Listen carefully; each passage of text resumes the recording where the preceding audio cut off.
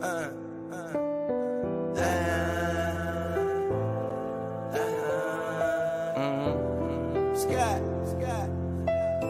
game's to be sold, not told. So we finna keep everybody broke. They say time is money. They say money talk. I ain't got no time to waste it. You ain't got no time. Out and about, out chasing paper. The streets of my house and the house always wins like Vegas. Never down for the count. Second win, second nature. Found mine. Never had my hands out. Fuck favors. By design, everything tailored. In my youth, it was shell toes, no Chuck Taylors. We choke game, how to have a game show. It's still the same code game, so it's still the same code. We all pay the cost, pay dues. Move with the mind state that I can't lose. On the grind, push a hard line with my linemen. Back when I was young, they said it's all about timing. Till it's my time, all the stars are aligning. I'm a diamond in the rough, couple cuts got me shining. This game you cannot cop on consignment. In the field, all we do is execute assignments. The game should be sold, not told. So we finna keep everybody broke. They say time is money, they say money talk. I ain't got no time to waste, you ain't got no time to talk. The game should be sold, not told. So we finna keep everybody broke. They say time is money, they say money talk. I ain't got no time to waste, you ain't got no time to talk. First, we get into this paper. See, I want it all, plus some UNDERDOG acres, a lot of alcohol, few dad bags of paper. Run this shit like a ship and I'm the sailor. Cold, kinda like it's fresh up out the freezer. Cold, if she ain't talking bread, I don't need her. Soon as I meet her, I'm a fucker, then I leave her. It's the old Mac knees, treat them all like bottom feeders. Break it down slow for them folks that don't know. I'm a seasoned vet, black belt out the dojo. With a wide range of weapons, so I'm out the holster.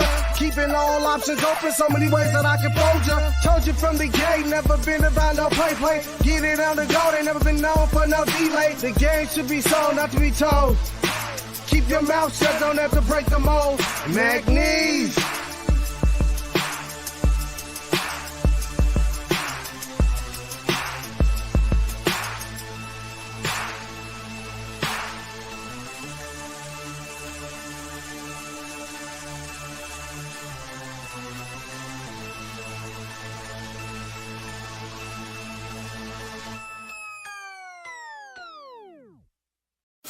Break the work down, it's fence the move. Push that work out, I distribute. Break the work down, it's fence the move. Push that work out, I just distribute. A young pack mover, shot to my consumer. Jumping out the foreign or I'm hopping out the Uber. Crew clocking chips opposite of you losers. Can't be broke as a joker, got no sense of humor. Just a young pack mover, shot to my consumer. Jumping out the foreign or I'm hopping out the Uber. Crew clocking chips opposite of you losers. Can't be broke as a joker, got no sense of humor. I'm a D-boy, need abusive as users. I'm a D-boy, need abusive as users. I'm a D-boy, need abusive as users. You know I'm the boy, get money's what I'm used to. Keep you straight from the gate, so I don't confuse ya. I'm a D-boy, need abusive as users. I'ma make noise, shout to my producer. I'm an entertainer, but I ain't here to amuse ya. Yeah, I fuck with shooters and they all fucking users. Come through, wake that ass up like a rooster, hella early in the morning. Early bird gets a worm. Finna get rich for 'em, food for the worms. Cutting cocaine, dropping whole things. It's a cold game, make you run your gold chain. Hungry, but I'm moving in a keto state. For sure, beat the price on the keys in your state. Catch me running up a tire, fucking up a bag. Make me wonder how long will a good thing last. On my Curtis Mayfield, live a life I can't chill. Push a man, pushing packs, all I do is make skrill. Keep it 100, I'm just numb, yo, I can't feel none of these suckers when they say they real. Stacking Uber cash, I'm an out-of-state supplier. Random Uber man, here to get away drive. Just a young pack mover, shot to my consumer. Jumping out the foreign or I'm hopping out the Uber. Crew clocking chips opposite of you losers. Can't be broke as a joker, got no sense of humor. Just a young pack mover, shot to my consumer. Jumping out the You ready, Jerry? I'm ready. Just want to make sure you're ready, brother. Show me the money. Oh, you didn't know? Every day I'm hustling. Every day I'm hustling. Every day I'm hustling. You put my shoes on, you wouldn't last a mile. Summertime, wintertime, I'm on the grind. Yeah, I got the ring, I'm the champ, I'm the genie of the lamp. This is the gift I was given, so I just live by my hustle.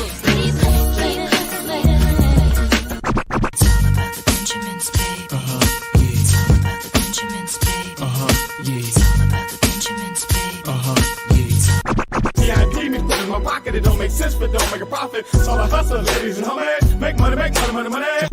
Hold out here for a pill. Ready tryna get this money for the real. I want to find a thing to save my life, so I hustle. It ain't over for me, no, it ain't over for me. Here comes the money. Here we go. Money talk. Here comes the money. Show me the money! Okay, let's go smoke that joint. What up, Fantasy Football Hustler back at you. Top of the morning. What's going down, peeps? Man, I had such a funny interaction with someone this morning. Somebody wanted to join the playoff league. How funny was it? He wanted, this person wanted to join the playoff leagues. And they said they already read all the rules and everything and we're good with it. And I was like, all right, cool. So go get signed up at the link on the first page. And I put it there. And I was like, once you do that, you can you get the link for the league and then you can pay for it. And then it takes like 2 minutes. And he was like, oh, no, I'm out. I'm this $5. It's a deal breaker. And and I was like, all right, cool. You're lost. I was like, we're going to be having hella fun. I was like, if you change your mind, hit me up. And he was like, wow. He was like, you're doing this as a business and that's how you respond to a potential customer? I was like, man, you already said you didn't want to do it.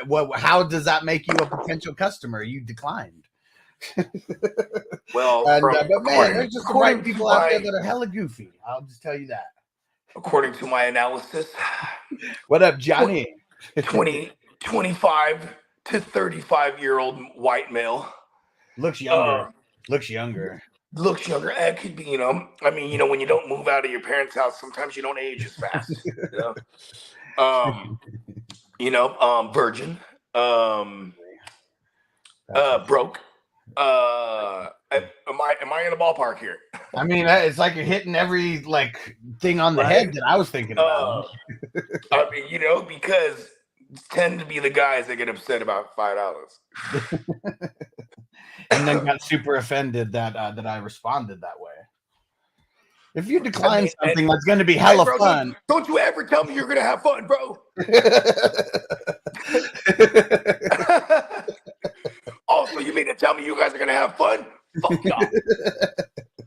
What the fuck is this? But having fun? No fun for me. It's super funny because there are people who get, I mean, I don't know. It's just like when you go to the club and there's people that are just hella bitter that they're not in the VIP, and they're just hating on, man, I bet this fucking whack back there. It's not even fun. They got all those bottles with all those bitches. I bet it's not even fun back there. All those bottles, they can't even fuck all those bitches. Fuck. They're just showing off. Only 5 of them backed out. They're gonna fuck all 25 of those bitches. Those bitches are like 7 out of 10s, bro. They're not even 10s, bro. Hey, that's the same guy. He be in the dance floor. He goes up to the one of them. She pushes them away. Okay. What's that? All right. Yeah. That's the homie. The homegirls start pulling her away from you. We've all seen that before. They dancing in the circle right here. He trying to come up on the edge and shit. And then sometimes they outright push him away. Or they just yank their homegirl this way. If he doesn't get the subtle hints that moving 5 feet away from him is get away. That weird guy again. And then there might be the shady homegirl who's like, let's get him to buy us drinks. And now you think you the man, man, buying the drinks and shit. Man, it's so funny. someone on what's it called, on one of these Vegas groups, they asked a question. They're like, "Hey, how do you know if someone is like a lady of the evening?" Oh, worker bee. Yeah. And my response was, if they say hi to you, they're a worker. Mm-hmm. Like, who else does that? I mean, if you're asking this question, I'm pretty sure you're not oozing with machismo, right? You're not swagged out. You don't walk with a certain sense of flyness. A little debonair. You know what I mean? A little je ne sais quoi. You know what I mean? You don't got none of that. And that bitch that's why she's talking to you, because at least you look like a mark. You know what I mean? Man. Never mind. I was about to go around and rabbit hole some stories. Let's not. No, we're not. Let's not. You saw the gears work. You know me well. There was actually you stopped yourself. Adventure that you were there. One of those adventures. You stopped yourself before I almost did. Don't worry, man. We're a good team, bro. You got my back. I got yours, man. Oh man. These playoff leagues. They're actually my least favorite out of the last couple years that we've been doing this because of so many damn injuries. Well, see, here's the thing. It's like if you're worried about, the Jalen Waddles of the world, just later on draft Cedric Wilson, right? If you have Waddle, that's true, right? Yeah. Because he just gets an uptick in snaps and target market share whenever one of them is gone. So there's that. Because I can give you a name, bro. Chris Matthews. Do you remember Chris Matthews? Yeah, sounds familiar. Seattle. He did nothing. But for the Seattle Seahawks in the playoffs, he went crazy in a couple games, and then in the Super Bowl, he scored 2 touchdowns. It was like, was the one they won? It was the one they won against the Patriots. Oh, no, the one they lost against the Patriots. Okay. The one where Marshawn ran it in. They should have ran it in with Marshawn. Right. It's funny. The one where Marshawn ran it in. I'm like, oh, never mind. They didn't. Peacock said it's not Clay Matthews' brother. I mean, sorry. No. And that's the thing is, like, here's this guy, Chris Matthews, just balling out of control in the playoffs, in the Super Bowl on the biggest stage. And, Gabe Davis, there's another one. Everyone loves to hate Gabe Davis. I tend to love him for the wrong reasons, but you know what I mean? People don't ever forget his 4-touchdown game. You know what I mean? And Gabe Davis is probably a poor example, because I'm talking about these no-name guys that just come, they just happen to pop up in the playoffs. Like, I mean, someone from Green Bay could pop. Who the fuck do they got right now, right? Jaden Reed, and then everyone else is questionable. I mean, even Dubes is questionable, but like he's gonna play. But there could be a third party, maybe. You know what I mean? That comes up as an X factor here. That there it is. That's the word I was looking for. There's always some kind of X factor that pops up in playoffs. You know what I mean? Yeah, for sure. Yeah. Juwan Mann for my Niners, he was like a third down specialist in the playoffs. It's insane. Like they just catches all the third downs for some reason. You know what I mean? What up, King D? He said, what up? Just getting over the flu. He said, if you guys start another draft, I'm down. So we're starting one on Thursday. I know you're in Cali. It's a 4 p.m. West Coast time if you can swing it. Let me see how many spots are left as of now. We got 4 spots left as of now. 4 spots left. It's a 33 buy-in. Johnny says he's been getting over the flu as well. I mean, it's heavy flu season right now, man. And like they got a new COVID that's going around out here in Northern Cali, or I don't know if it's just Cali, but it's you test negative. It's like super light symptoms, extremely contagious, like usual, right? But it's super light symptoms, like no fever, so it's just like a cough and like runny nose and like a little bit of a sore throat type of shit. Yeah. And it goes away in a couple of days, but it's hella. And I'm like, damn. I'm like, they're describing just what went through my family like a week ago. I'm like, damn. It's like, but everyone tested negative. You know what I mean? So, but I'm like, damn, that's crazy. I mean, that's one thing about they made too much of an intense version last time. They had to lighten this one down a little bit.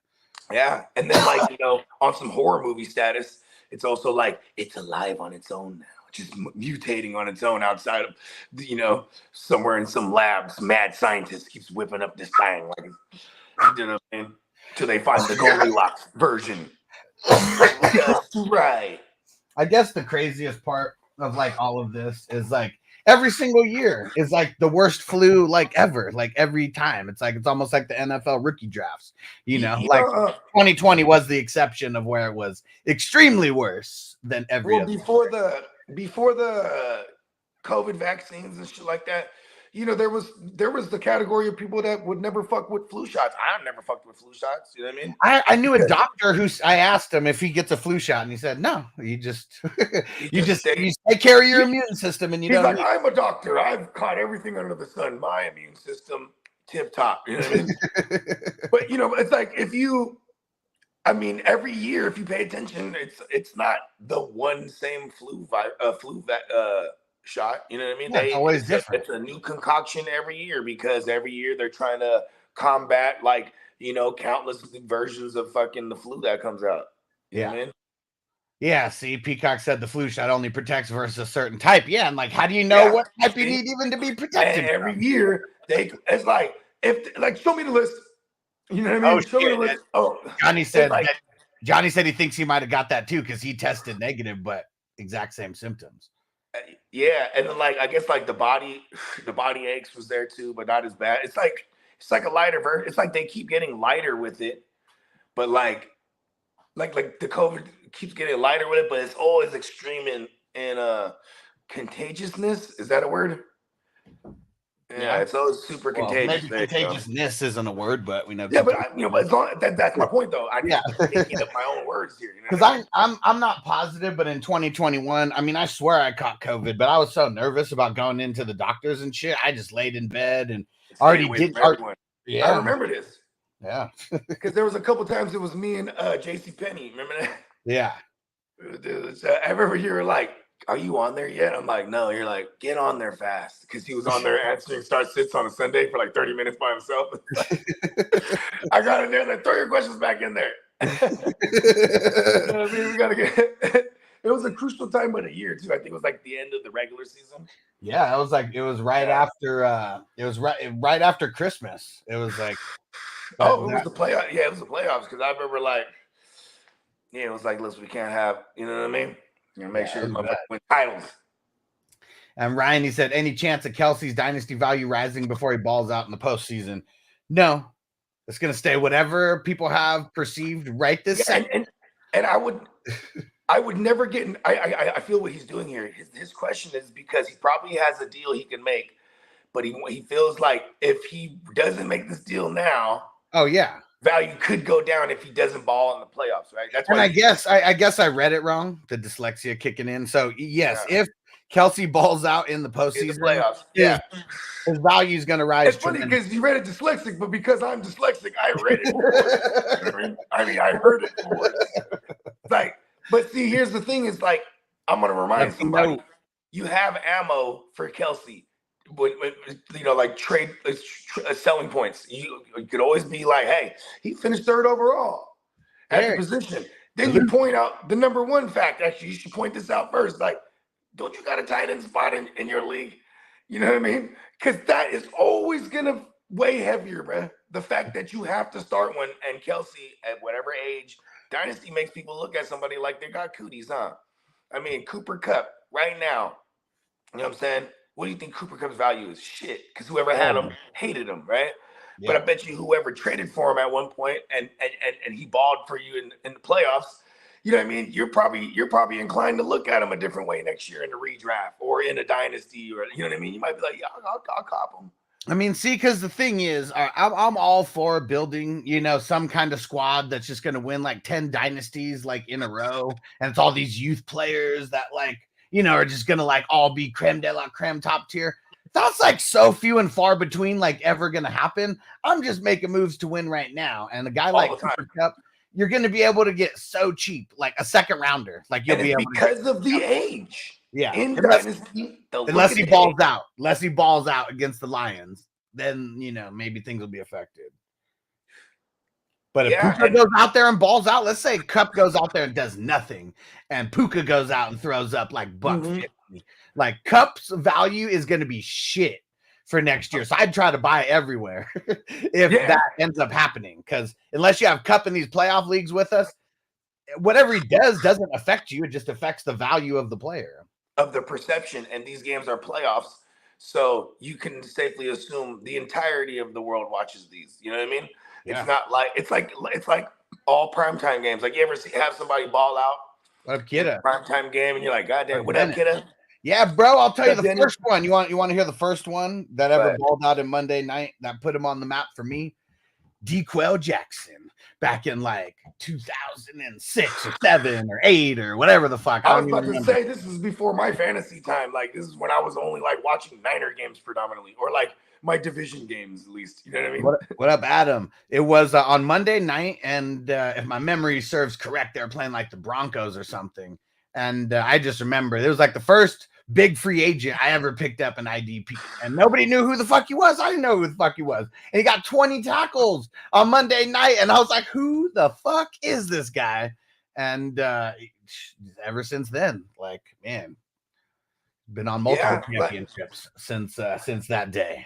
One thing I learned in redraft, like with IDPs, is like, man, yeah, get some hitters, but I swear, like 9 times out of 10, you know, you're not the guys that end up in your lineup are fools you picked up along the way. You know what I mean?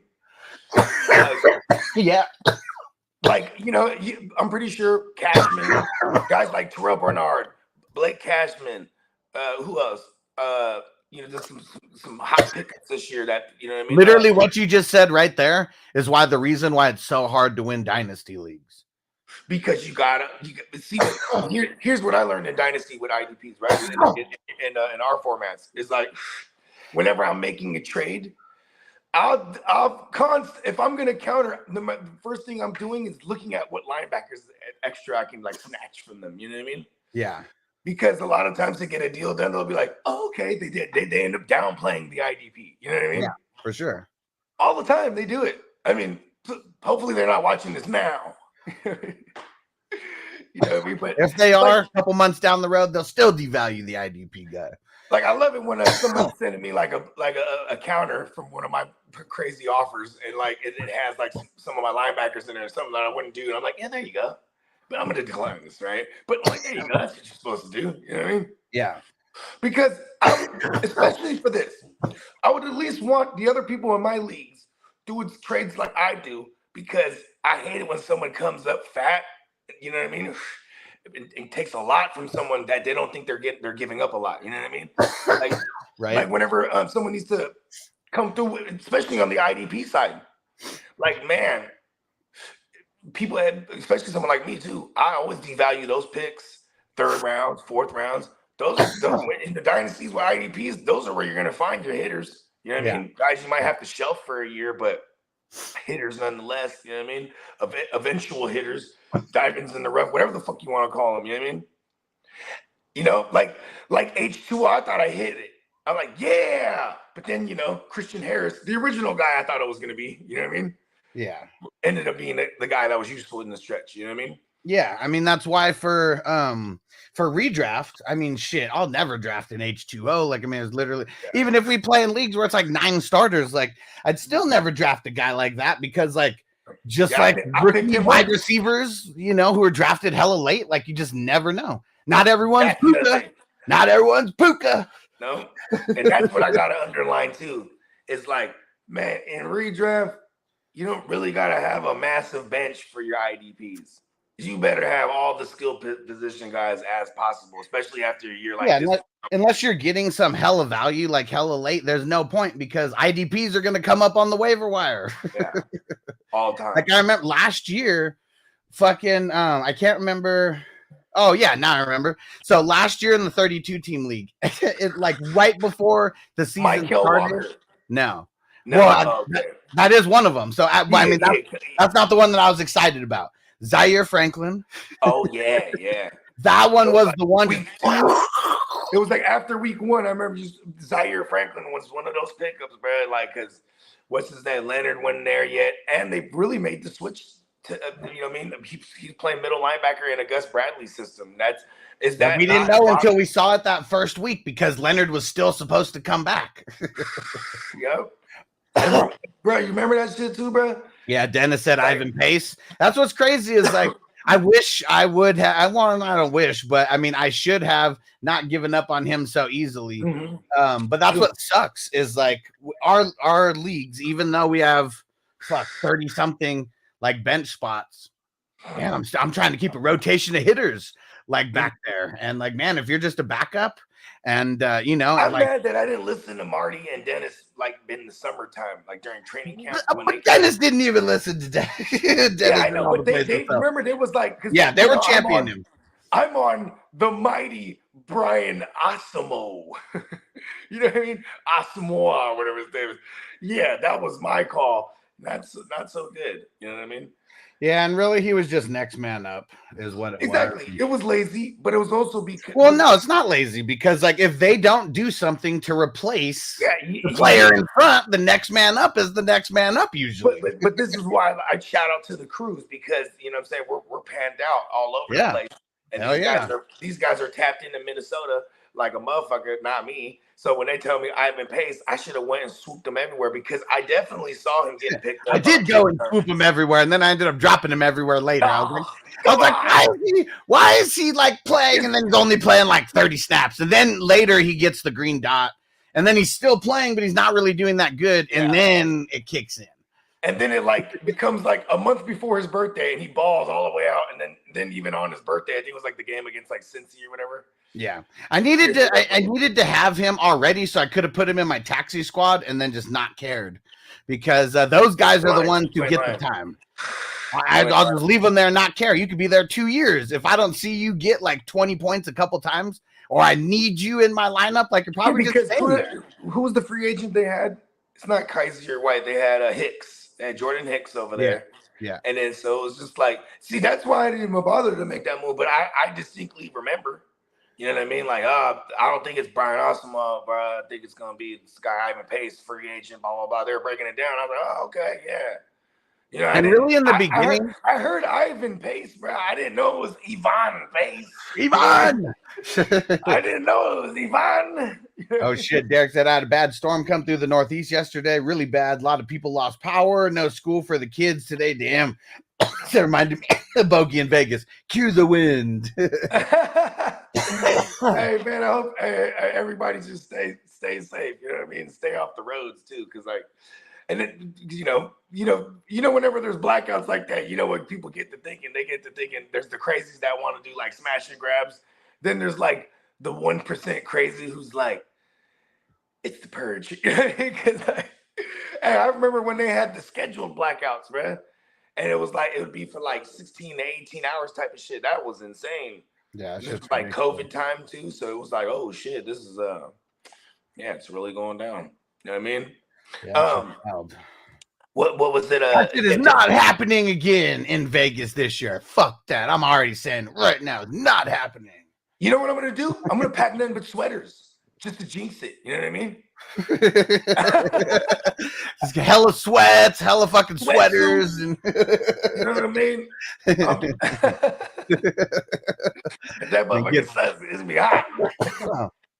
And yeah, they goddamn Denny was telling me that there's a storm coming through. That's probably the he one. He said a possibility of an ice storm. Fuck. Like, okay. So in Vegas, it's crazy because like I don't think there'd be anybody in the world, including me, that'd be like, you had snow in Vegas? It snowed in Vegas by my house. If anyone who came here, I've been to like, Vegas. We're so far towards the mountains and shit, like at least like where there's, just out of the middle of the city pretty much. It's crazy. It fucking snowed there. It snowed 2022, the first year that I got here. Oh, I'm in the and then 2023. And then last year, and it's crazy because both times it was in like March. And that's what's weird. It's like I would just assume that like November, December, January is like the coldest, but it's crazy because it's like it's colder. It's colder now than it was in December. And I think it's going to be colder in February and March right before it changes. And then it'll be spring from April to what's it called? Pretty much April to June. And then once it hits June, it's like June through fucking September sometime. It's just like 100 every single day. That's crazy. So you already looked it up? He's like, yeah, I got the schedule. I got the script. Well, no, that's not me looking it up. That's me living here for almost 2 years shit. and like understanding like how it works. Yeah, a lot of my birthday's in November or end of November, and like my girl's birthday's end of January. So anytime we went to Vegas, it was always stupid cold. What happened? A lot of picks just happened. Fucking fan tracks are just going nuts right now. I made the phone call. Crispy's on the clock in the number 4. Did the number 2 get moving since me? I woke up and made my pick. King D. It's on fucking John. Again? Yeah, he goes to bed hella late, and I mean every time because every time when he wakes up, it's like we're on the show and it's like 9 o'clock our time. He's like in mountain time somewhere. Okay. He's like, I'm not on the clock anymore. Yeah. Wake your ass up. We got to win tomorrow. You know what I mean? What was it? It opens up 7 o'clock West Coast time. Yeah. Mm-hmm. And what Tino say? I think Northern Nevada gets a ton of snow. Yeah, I think it does too.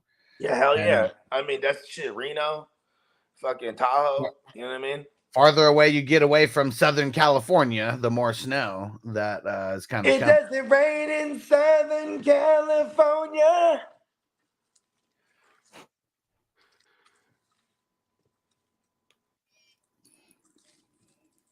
Dang it! What the heck? Yeah. So Frank Sinatra, right? That's the big uncle. You know what I mean? He fucked around and had I don't know if it was a lounge or if it was a compound. I don't know what it might have been a lounge, something, but it was in Northern Nevada, and it was like in the mountains of Tahoe. You know what I mean? Okay. Where like you literally, if like during the snowy season, you had to be airlifted there via helicopter. But he's balling. He's Frank Sinatra. You know what I mean? Yeah, for sure. He's got the helicopter. Mm-hmm. It's pretty bossy. Yeah, the one thing that sucks about this is sometimes little bit of like water will like get into. Yeah, you were telling me get into the little whatchamacallit. The little main chamber part, and it happened right now, and I was like, "What the fuck? Why is there like a bubble of water coming up from the air hole right now?" And everybody remembers they had the one dumbass homie, bro. He would drink the bong water. And okay, Tino, he said that makes sense, Huss, because the busy time in Tahoe is February. Okay, yeah, see, that makes sense. All right. I mean, yeah, Nevada. I mean, this motherfucker is up there. Yeah. That shit used to trip me out. Oh, he said there's more snow then. Okay, yeah. See, I wonder why. Like, I would just assume that heavy winter is November, December, and like January, and it's not. That motherfucking crazy. Just stuck to my finger and dropped all the weed. Like, goddamn motherfucker. Yeah. And what up, Vanessa? She said my Charleston's like 1 hour from Vegas. They got like 16 inches of snow the other day. That's crazy. That's what's nuts is like Vegas. It's so fucking hot here. I mean, it's hella cold right now. Like it's in the 30s, but like, yeah, it's like 30 something right now. 38 over here. Next cities and towns over, it's just like hella colder though. I got that. I ain't gonna lie. That's why I dropped the weed. It's fucking my hands is dumbass cold. I'm over here lightweight shivering like a motherfucker that dropped the weed. Fucking just trying to man. So you got to get the as you said, like when it gets hella hot over there, you're gonna get the little ACs and get like 2 of them. Might have to get the little portable heaters to put somewhere. Oh, we got heaters. Can't have your finger breaking off. Oh, we got heaters in here. Yeah. Dennis, because it's cold out this way. Gotta stay with the heaters. Dennis said he said it's the warmer spring air mixed with the cold air up in the mountains causes late season snowstorms. Oh, okay. Yeah, hell yeah. I like when people get scientific. Yeah, because I have no idea. This is the first time I've ever had to worry about it. I didn't know he was a meteorologist, bro. He's a scientist at minimum, bro. Let's go. This is the first time I've ever had to think about weather. Because like San Diego, it's literally 75 degrees every single day of the year. I mean, summer maybe gets a little bit hotter and it gets up to the 85s or the 90s. But that's what's crazy is like if it touches 100 in San Diego, that means it's hella hot. And like sometimes like it would do that in July or August, but not on the regular. Hey, Hustle's the type. He opens the closet. He got like 18 of the same like white tee, huh? I need really one kind of outfit. So what I said, man, that was my wardrobe was the Dickie shorts and the white tee for like, I mean, the only decision. I mean, it's crazy because they say like super, super rich people, they only have like a couple of like, you know, they only have a couple amount of outfits, even if they have like the same one repeated. So it's like one less decision that they have to make like in the day. That was the thing that was kind of crazy. I never, for those times, since I had the same wardrobe, I only changed my shoes and my hat. Everything else was the same. It was like that kind of made the decisions a lot easier to like get ready. I'm like that till this day.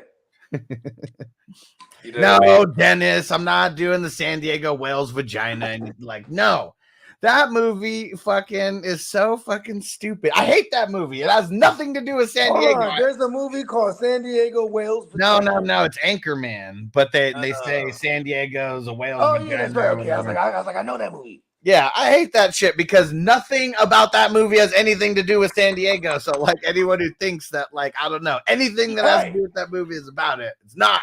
God damn it. It has everything to do with it. I hate it. Okay. It's just like Die Hard's a Christmas movie. They said they're in San Diego. It's San Diego. JPZ said, what a dude. Nessa said, Alex hates Will Ferrell. Everybody knows. Yeah. Everybody knows. That's it's funny because I don't even necessarily like Will Ferrell that much. But then when I heard that, I was like, oh, Will Ferrell's the GOAT.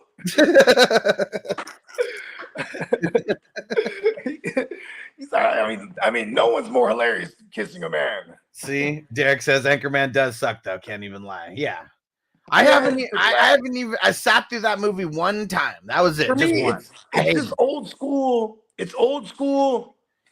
Elf and Step Brothers. That's really like. Hate Step Brothers. That's really Step Brothers. The shit, bro. Yeah, other guys so whack. I was like, man, why did Mark fucking Wahlberg like to reduce himself to this? Like, must be struggling. Mark, what? That's the other guys. Not Step Brother. The other guys. The other. Yeah. Guys. You know what? I forgot how much I love the other guys. That's the other.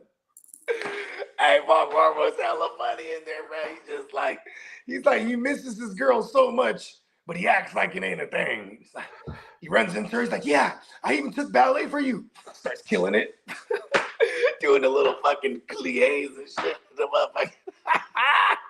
I walked out of that movie. Oh, man. I walked out of there because The Rock got killed. Yeah. It's when they hit that Creed music. And they're like, if that was the time when they those killed bushes, The Rock, like he said, aim for the bushes. And they jumped out that shit to their death. That shit had me dying, man. I left. I walked out of the movie. I was like, are you kidding me? Are you kidding me? I was like, the only reason I wanted to see this movie was The Rock. I hate Will Ferrell. Oh, shit, man. The Rock and Sam Jackson was like, hey, they hit the drug bust. They hella fucked up the whole entire city. They're like, boom, celebrate. Yeah, we're going to be, the after party's at the club tonight. Be there with Kim Kardashian. That shit was funny, man.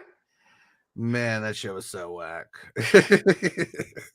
That was the spot, though. That was the time when I bounced right then.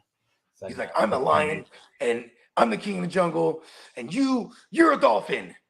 Hey, oh yeah? Oh yeah, well, dolphins evolved, all right? You know, we evolved to build breathing apparatuses, and we went on to land and slaughtered the lions. There you go. That's the only. That is crazy because that's the only movie. Dolphins are the most intelligent beings on the world, on the earth, bro. They just live in the ocean. Yeah.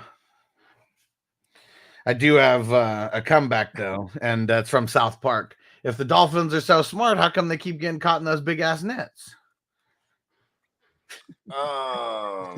You know, you got me there. You give a dolphin a thumb, I'm pretty sure he'll figure his way out, man. Not even the rest of the fingers, just give him the thumb. It might look weird, you know what I mean? But yeah.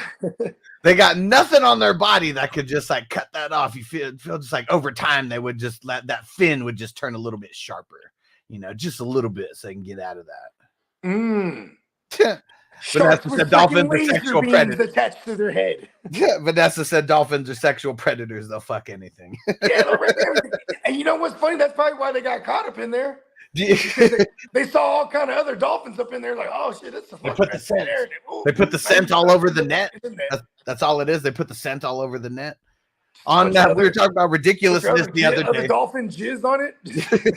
We were talking about ridiculousness the other day, and it's so funny because they've had full on episodes where it's just like dolphins humping people, like on there. Yeah, like there's those videos out there. I mean, it's kind of like a real special weirdo, who, like, you know what I mean, who's like, I'm gonna continue to swim with the dolphins. I'm pretty sure the first time you do, you go, oh shit, you know they rape you. Like, I paid for this thing. Like, I was gonna swim with the dolphins, and I was getting violated, man. Yeah, and then they get to laughing off. They laughing and shit. They think it's funny, bro. Hey man, listen, man. Oh man. And look, wouldn't you say that's smart? And they're some of the smartest beings because they got the whole world fooled to think that they're cute. And they're just sexual predators. Oh man. And Infinite Possibilities, what up, bro? He said, I won 1 Super Bowl. He said, and a few third place finishes. How'd y'all do? So I won 4, and oh man, way too many second and third place finishes. Just my second place finishes. So I won 4, I had 6 second place finishes. I got the 5 title games this year. I got 4 out of 5. And the 5th one was definitely managerial issues. I fucking start-sitted my way to fucking to a loss. Fuck that up. It was a margin of 11, and it was like literally like a Quincy Williams or Terrell Bernard type of thing. And Bernard at that point, you know what I mean, was like all he had tapered off, but then for the last 2 weeks he went absolutely crazy. Mm-hmm. And the week right before that, Quincy Williams went crazy. So I'm like, I am rolling Quincy, but it was the difference of 19 points versus a 39 points that Bernard put up.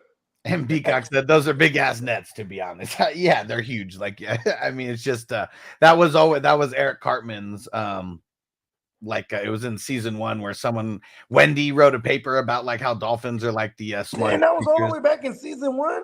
Yeah. About how the dolphins are like the smartest creatures like on Earth, and that was Eric's rebuttal was, oh, if they're so smart, why do they keep getting caught in those big nets? And she was getting so offended by that. I mean, that was early stages of far left America. Yeah, that's for sure. Infinite said, by the way, shout out to the Cleveland Browns going all the way. Woo! Oh, you know who's coming back? Our boy Greg. All right. They designated him to return from IR. Oh, damn it. No one hear what we just said in the playoff league. Ravers. Damn it. It doesn't matter. You know, I almost if you heard it, you heard it. There's only a couple dozen people watching right now. God damn it. Infinite said, I'm a Jets fan. My real hope is that Flacco wins the whole thing and rides off into the sunset, and then he waits for his Hall of Fame jacket. That would be dope. I mean, that would be the most gangster way. That'd be the most gangster way to like retire. You know what's the low-hanging fruit that just like hit me like a ton of bricks like a week ago? Mm-hmm. Is that like when people like they're making a big ass deal like Joe Flacco, he's coming off the couch and this and that and blah blah blah. And I'm like, oh shit, it's Stefanski. Stefanski is he's a Gary Kubiak disciple. Like he ripped off his whole shit from Gary Kubiak, and he was the assistant to Kubiak for hella years as well. But then like Kubiak was with Flacco in Baltimore that one year. Could have said Flacco stinks, stop the madness. It is insane. If he wins another Super Bowl, I mean, you win 2 Super Bowls at a starting QB. I mean, that's almost like guaranteed. Like he's in the pen. You mean he gets in the conversation of Ben Roethlisberger because he has two, and Peyton Manning, and Eli. But then he gets in that other category. It's different when you're Peyton and you got 4 MVPs. But he gets in the category with Peyton Manning and Tom Brady as far as QBs to win it as a starter for 2 teams. You know what I mean? Oh yeah. That's the, you know what I mean? That's another even smaller category. You know what I'm talking about? Like, yeah, literally only those 2 so far. And but yeah, I mean Peyton Manning with his 4 MVPs. Let's not put Flacco in the same breath. Aaron Rodgers got 4, right? But he only got the 1. Yeah, he only got the 1 chipper. Yep. Let's see if he gets it with the Jets somehow, because that's he gets it with the Jets, then he's in that category also. It's like just shit that guys didn't play long enough to have like these kind of opportunities. Yeah, I mean Aaron Rodgers is that guy now, huh? He's then up next. It's crazy how Joe Montana, like how close did Joe Montana get it with the Chiefs? Didn't they make it to the final? To the AFC title game? Right? Yeah, him and Marcus Allen, right? Someone look that up for me. Did they lose to the Chargers or something? Like what was that? They didn't lose to the Chargers. Because it was the same year that the Chargers went. Yeah, I think when the Chargers went, I swear they beat the Steelers in the that makes sense. Was dude with the jaw, with the chin? He was the coach all the way up until Tomlin. That was him still back in those days because they were routinely in the playoffs. God damn it! You know what I'm talking about? The chin, bro. I know. I'm trying. Is it an L? Has an L in there? It's on the tip of my tongue. I don't know why. I mean, what popped into my head first was Parcells, and it's definitely not Parcells. But what the fuck? Is it with? Is it with? Pause. Someone's gonna put it in there. Yeah, somebody. Bill Cowher. There you Bill Cowher. There you go. There you fucking go. Hell of a jaw. A man's jaw. Pause. Hey, Derek. There we go. Derek said, "I thought you were gonna say Watson." Hello, ladies.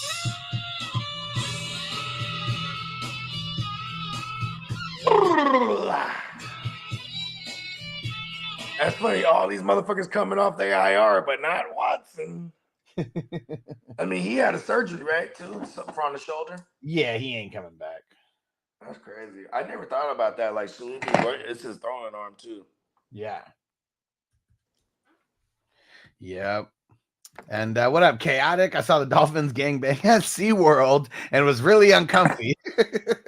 The little kid. There's kids around dolphins. Oh man. It's like, said the little cave under the dolphin aquarium. House right now. He has a whole thing of dolphins, bro.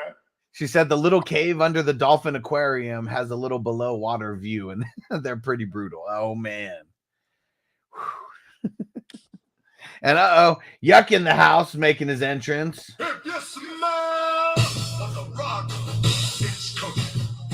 He said the people's champ is here.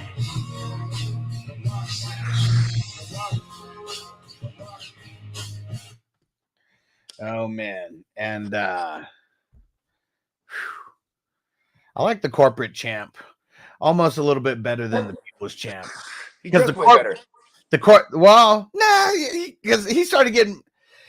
I think as soon as he got the money, it was nothing but the designer, fucking. Yeah.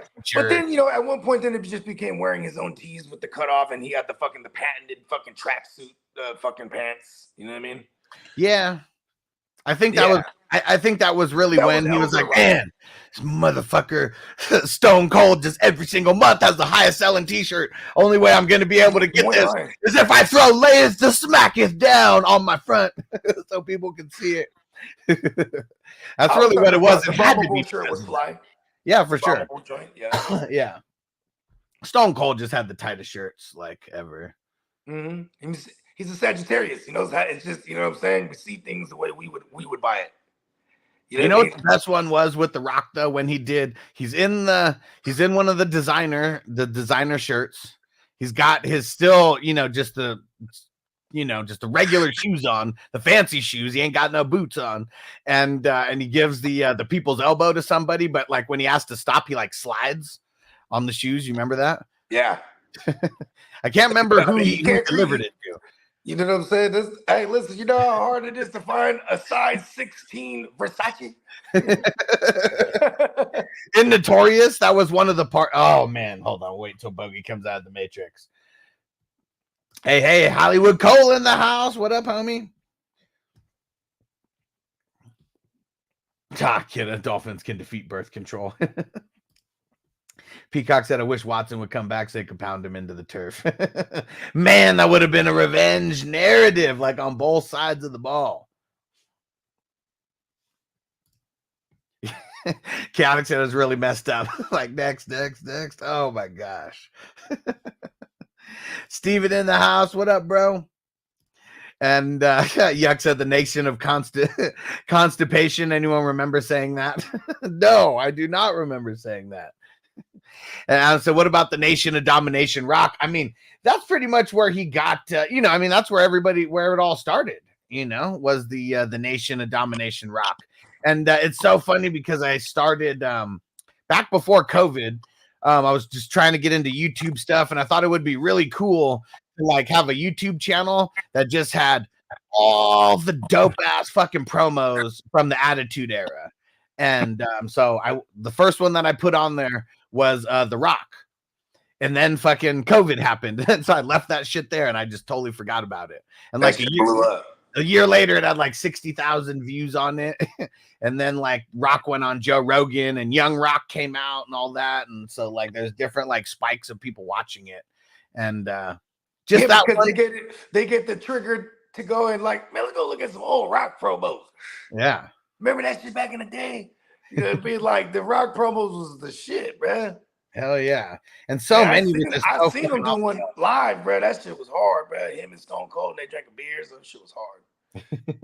Night before fucking Vengeance and the house show. Hell yeah. Yeah, the house show was dumbass lit. Yeah, I mean, that is what's kind of cool about the house shows, right? It's like, that's like their chance to take some shots on some things.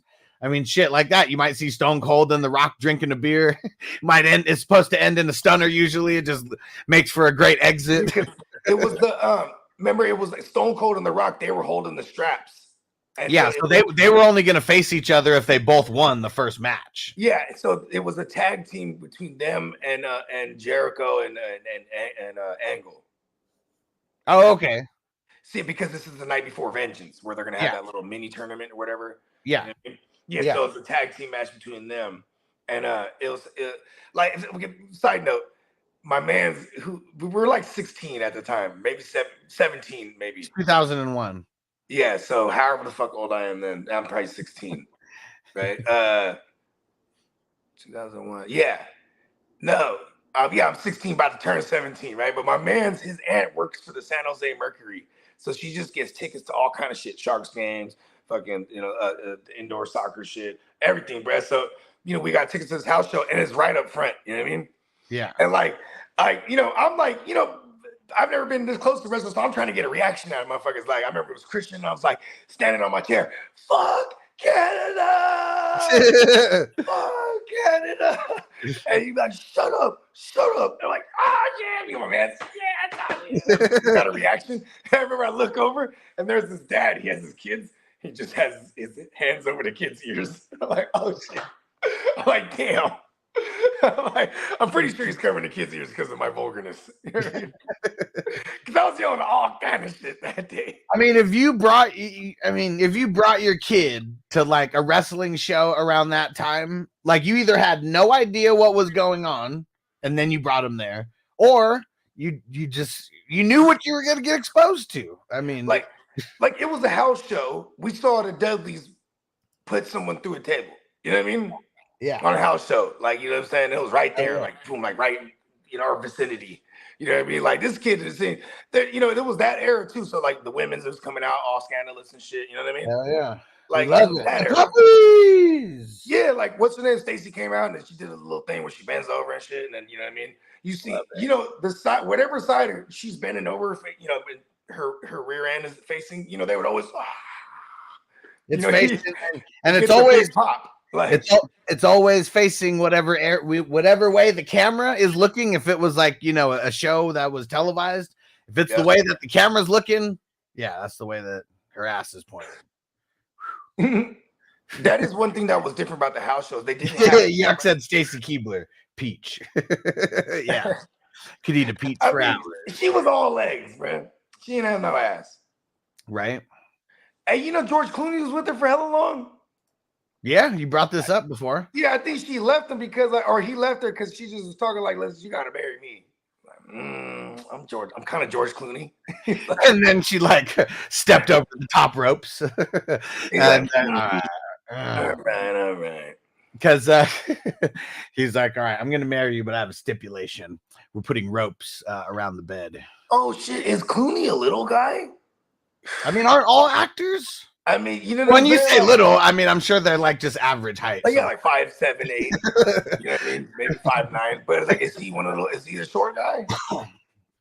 Because, like, you know, Stacey Keebler's like, she's a tall glass of milk. You know what I mean? Maybe he just couldn't get over it. Like, you know, why do you really have to wear the heels? He to go out in his Batman suit. He's like, fuck it. Yeah, let's see. Do they even have him listed as any kind of height? Yes, it's different with actors because you could just write your height and lie about it. Like, you know. I watched the half big. I watched the Cat Williams stand up on Netflix. I didn't watch the one that came out last year. Like, what came out last year? Okay. So, well, I mean, I guess that's the newest one right for now. Yeah. Yeah, and it was funny because he was talking about how he's like, man, I feel like, you know, there's a couple of types of women that I like, but he's like, I'm not discriminating anymore. You know, he was like, I love them all. He's like, but you know, the ones that I really love, I'm talking about those tall ones. And he was like, I ain't talking about no 5'9". Like, get your ass out of here. I'm talking about 6'5". You know, like one of the WNBA girls. What's the stallion? He was like, I want her cooking in the kitchen with the sundress on. And I can just come up in there, slide in there without even breaking stride.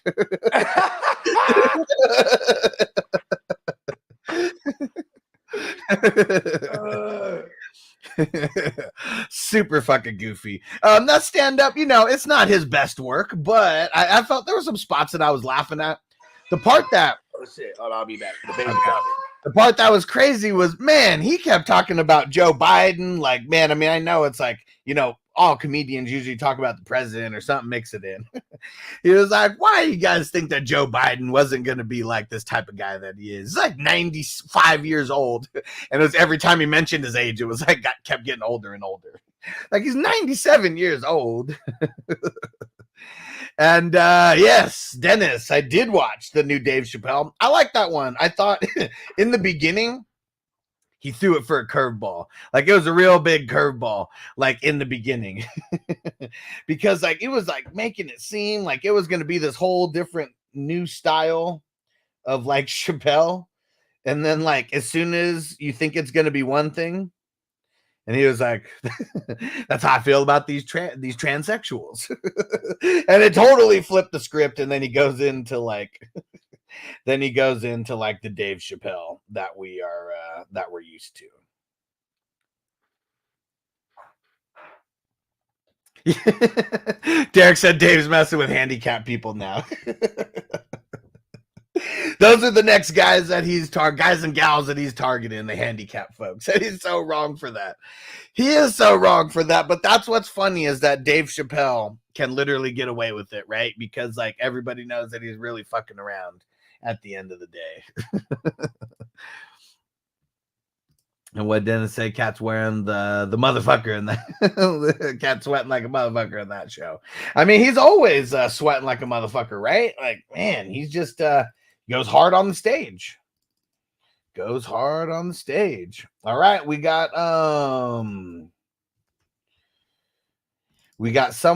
man Ryan who just joined in on the Thursday joint.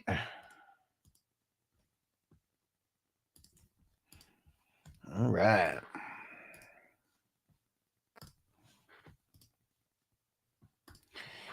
And what Tino say? So, bro, I watched the Cat Williams thing last night. I started laughing when Cat said he runs a 4164. And I was like, can we believe this guy? Oh man, so funny. So you're talking about the Cat Shannon thing, right? The Club Shay Shay with Cat. I mean, it's a crazy bit. Like, he calls so many motherfuckers out. Like, he did all his research on everyone who was talking shit about him.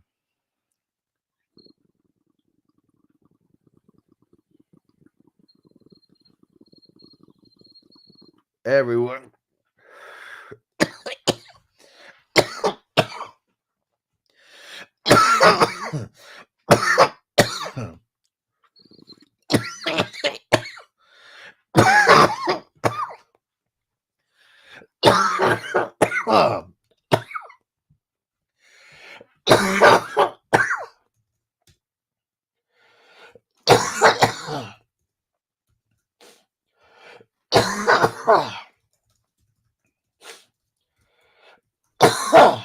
Woo! Oh man, that was a good one. These diamonds, though. Woo! So we got 3 more spots. 3 more spots in the tomorrow's draft that we're doing. Oh yeah, Yuck said diamonds are forever. Yes, sir. Yes, sir. Man, it was so funny. There's so many people who are clowning Kevin Hart like right now. And shout out to Vanessa, always finding cool things on TikTok and sending it to me. Hold on. Let me see if I could just find this versus telling you what it is, because Cat is he's going in. He's going in. This shit is funny. Someone saw the pettiness of what Cat Williams is doing.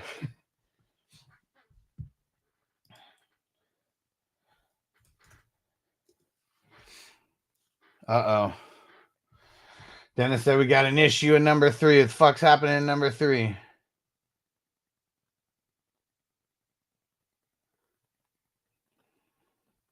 Oh. I'll message Andy.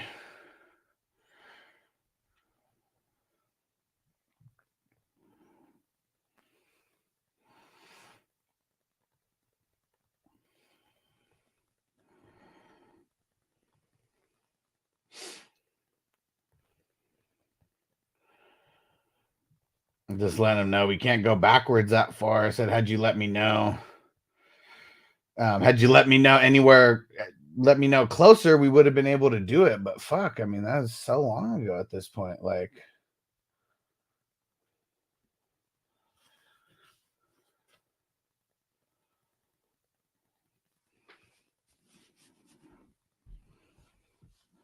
right? Like, what do you think? And Kidda said there's still slow drafts going. Come on, bro. Of course there is. They're going to be going for the next couple days.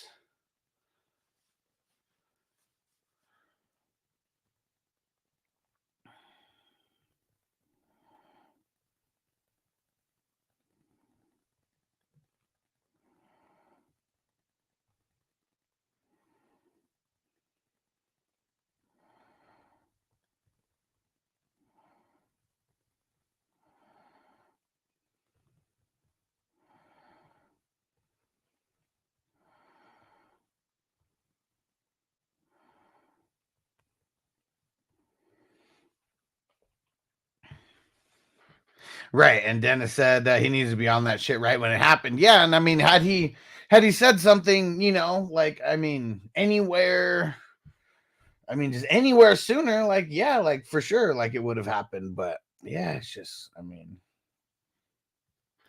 Yuck said Hollywood shady as fuck, all believable, and Bernie Mac's fucking man. Bernie Mac is the fucking man. R.I.P. R.I.P. to Bernie Mac.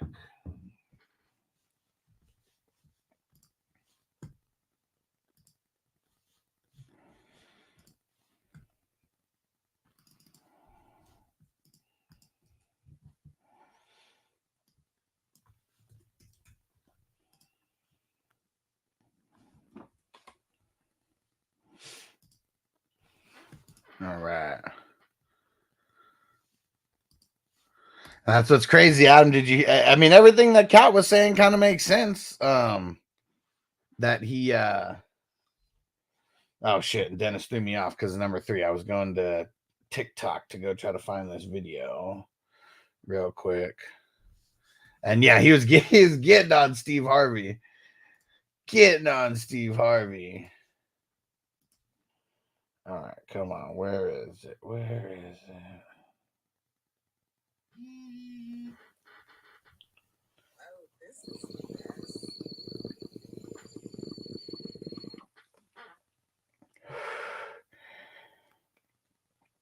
All right, come on. How do I download this?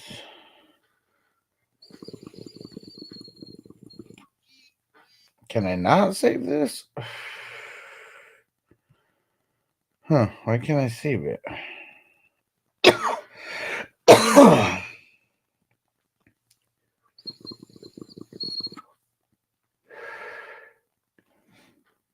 All right, guess I'm just gonna have to text the link to myself.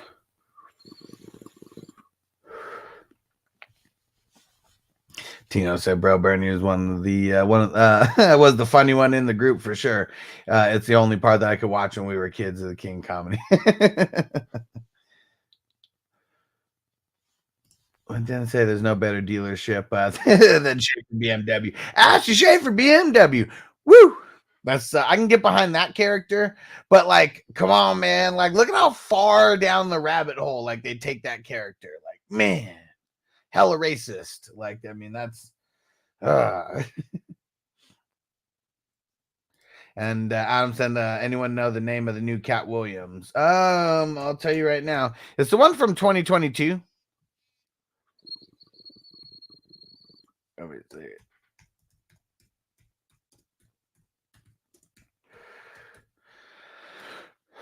I mean, he's not really getting on nobody in there. Called World War III, and it was the one from 2022.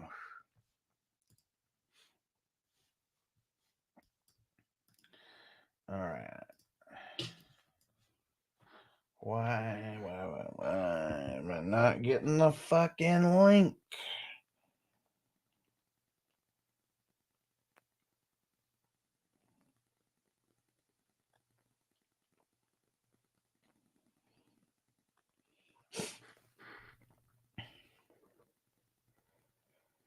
There we go. Let's see if this will work.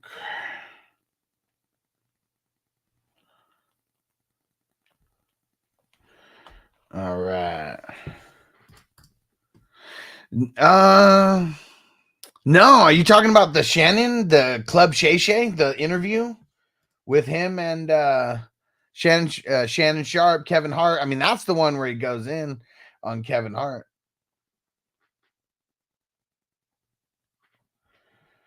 Damn, I'm trying to like send this to myself in a message and it's not fucking sending. Like, what the hell?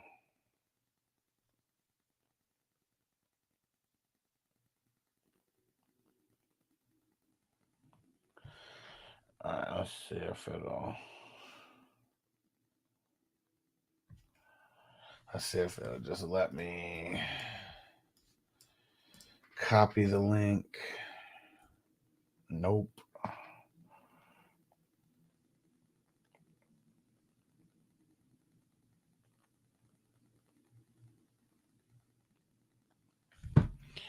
All right, man, gotta do all this extra shit just to be able to get this video to show you guys how petty Cat Williams is.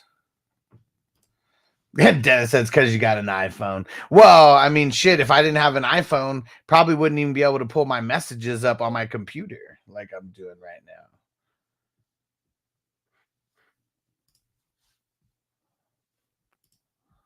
now. All right, where the hell is it?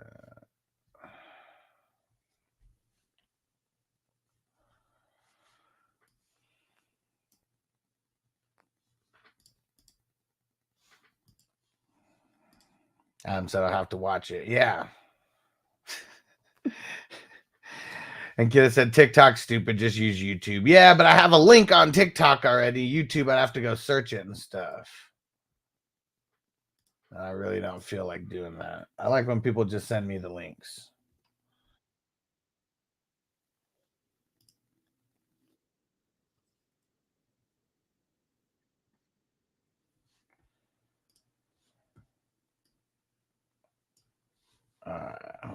Hold up. Try to zoom in here.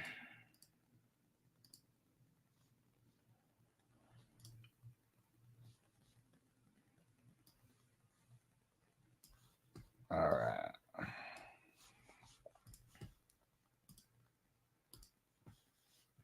But this is some follow-up. Real quick.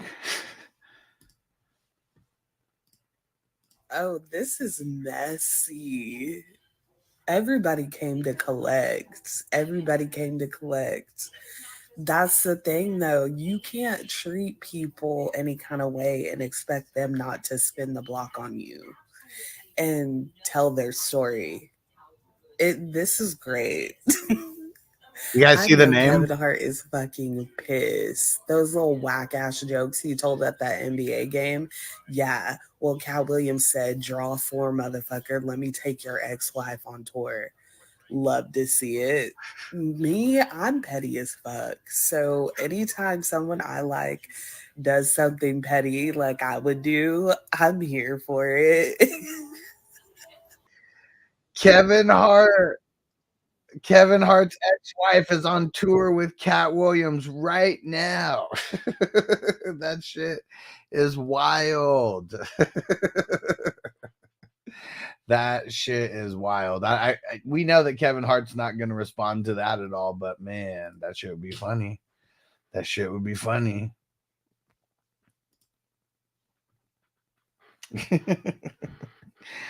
And Kidda said, why is that fucking wild? Because she's never done anything in the public eye as far as we're concerned. And now Cat Williams is bringing her on tour. I wonder, is she telling jokes? Is she being a comedian? Is she just a groupie who's going on tour? I got a lot of questions. But yeah, Kevin Hart, he went on what the hell is that shit called? The Plastic Cup Boys show or some shit like that. And yeah, he was like talking shit about Cat, but it like did not sound like, I don't know, it did sound whack. And like the Plastic Cup Boys were just like, oh, the whole time. I want to go look for that because it was just hella stupid. And Dennis said, is it beef or just for publicity? Well, you gotta go look at all the show. I mean, it's a lot of it seems like it's like real beef.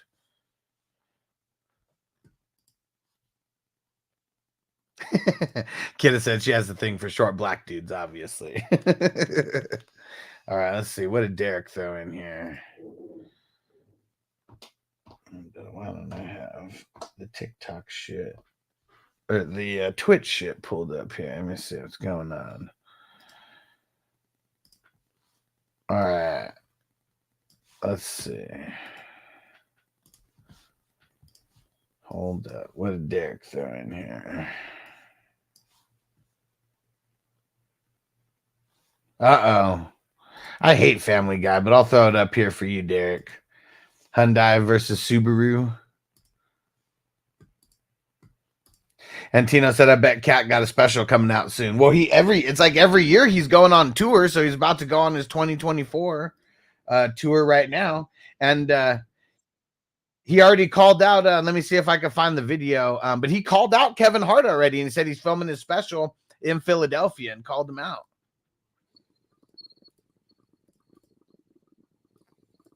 Oops. Oh, quiet, everybody. My commercial's on. Hi, I'm Peter Griffin of the New England Patriots. I'm here to kick off the Touchdown of Savings weekend at Wilkins Hyundai and Subaru.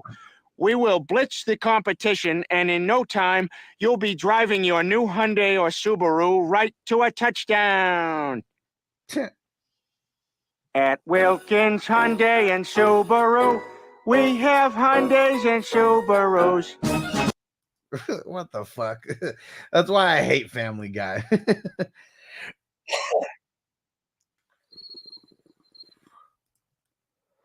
All right, let me see if I can. And Tim said, called out everybody. Oh, yeah, he did. Tim said, Cat's joke about cruising and gas is the way better than Steve Harvey's for sure.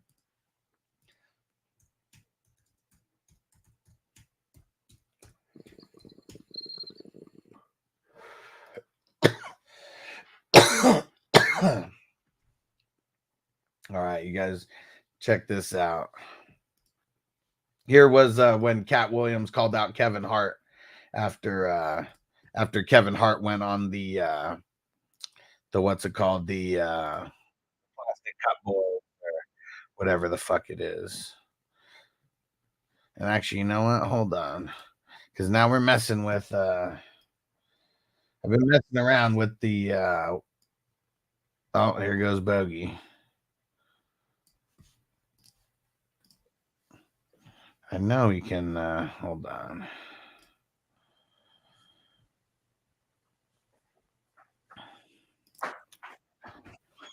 Let me see. Hold on. Let me mess with this real quick before we do this. Or actually, I can probably do it while it's going.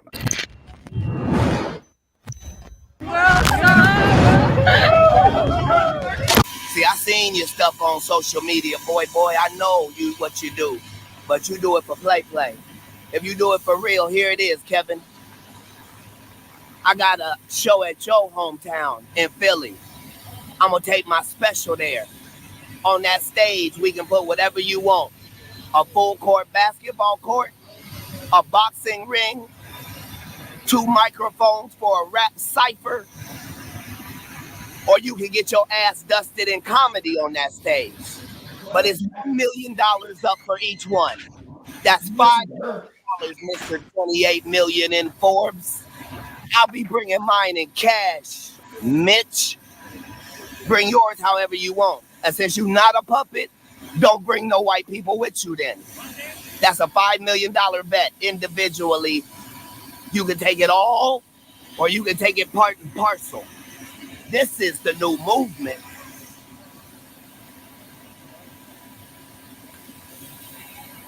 Hey, and tell them plastic cup boys, we make enough money to drink out of real glassware.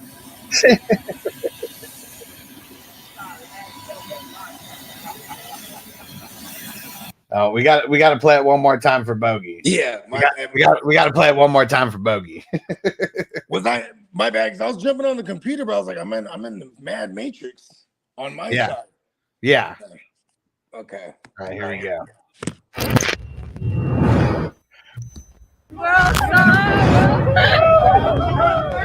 See, I seen your stuff on social media, boy. I know you what you do, but you do it for play. If you do it for real, here it is, Kevin. I got a show at your hometown in Philly. I'm gonna take my special there. On that stage, we can put whatever you want. A full court basketball court, a boxing ring, 2 microphones for a rap cipher, or you can get your ass dusted in comedy on that stage. But it's $1 million up for each one. That's $5 million, Mr. 28 million in Forbes. I'll be bringing mine in cash, Mitch. Bring yours however you want. And since you're not a puppet, don't bring no white people with you then. That's a $5 million bet individually. You can take it all, or you can take it part and parcel. This is the new movement. Put your money up. Hey, and tell them plastic cup boys, we make enough money to drink out of real glassware. I'm gonna try to find the Kevin Hart plastic cup boy shit. They were just commentating on one of the Knick games, and Tim said, "Well, Cat's on fire. I mean, he is right now. He's not playing. It's his vindication run. Yeah, you know what I mean. Like, kind of Chappelle had his. You know what I mean? Whereas like these motherfuckers ain't never left, but now they got the bag behind them now. You know what I mean? Yeah. You see that shit with Chappelle? What part? He was because he's in this other stratosphere of money now. You know what I mean? Yeah, for sure. Like in the hundreds of millions type of shit. Yeah. So like he's in this little town he lives in Ohio. Like he owns this town, bro. Like he has like $65 million invested into this town like over the years, and he was talking about, and they're about to build some like low income housing, like what I'm saying, in his area. Those are the people that he makes fun of when he goes in to vote. He was like, felt like we were all supposed to be on the same team in the same area, but I see all these poor white people. I'm like, yeah, we're not. Yeah, and like so, he goes out into the What up, city, Devo? and somebody filmed him. Somebody filmed him just like in the city hall meetings because he goes to those meetings. I mean, you know what I mean? Like so like he'll be the mayor of that city one day. You know what I mean? Type of shit. So like the governor or whatever, but he's about to own that shit. You know what I mean? But anyways, he said he went up there. He's very adamant that he'll pull out all his investments and all his future endeavors with that city, and if they go on with this project, and they pulled out of that project. They pulled out. Okay. Well, I mean, but people are giving him shit for it. Yeah. You know what I'm saying? Because it ain't just some poor white folks too. It's also like, it's just disenfranchised. Period. It just so happens to be as more white folks there.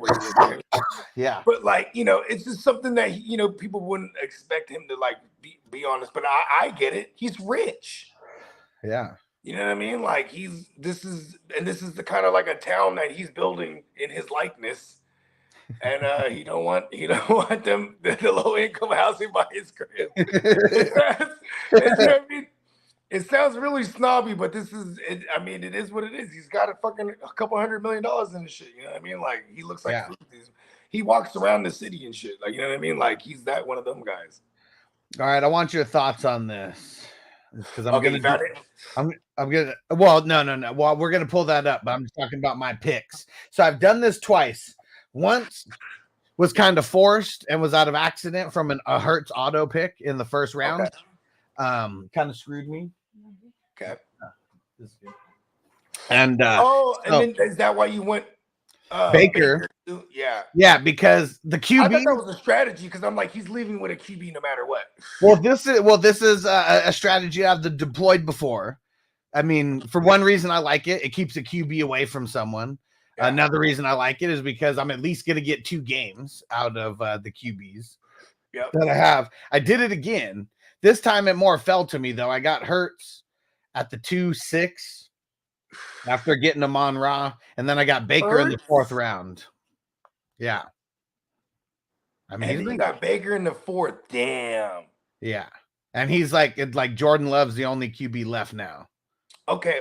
So think about this: 14 starting QBs, and out of 48 rounds. So what's that percentage?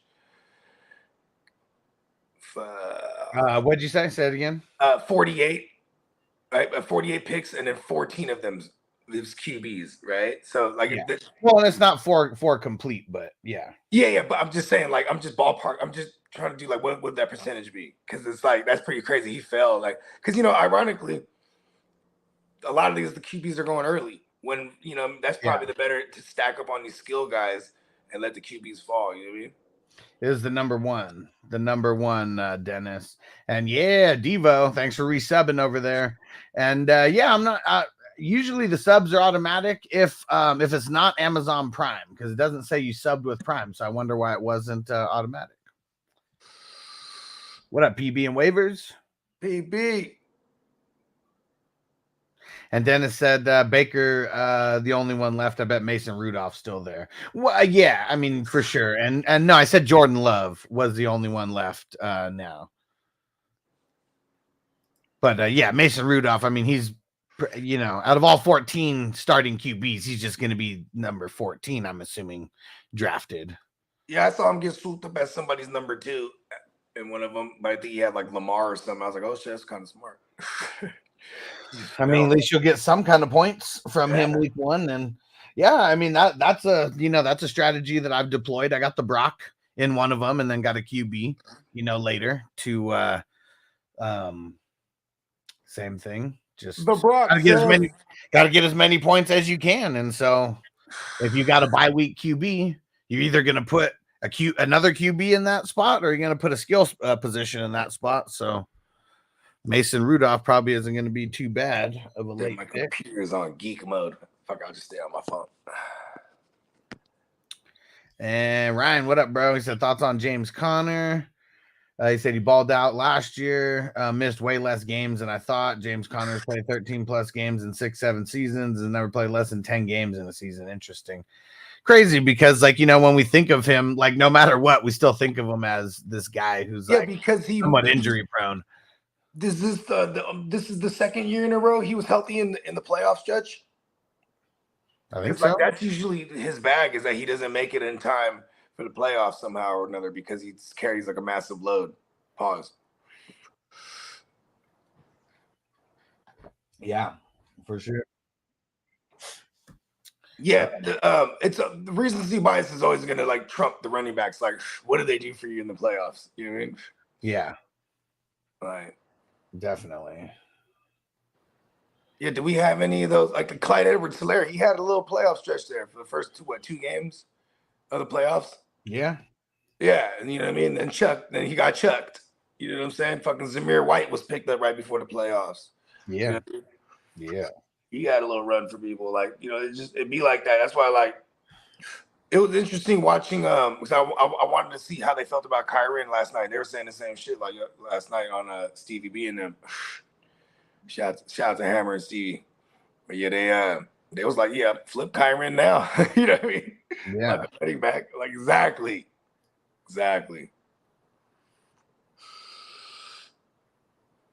All right, here we go.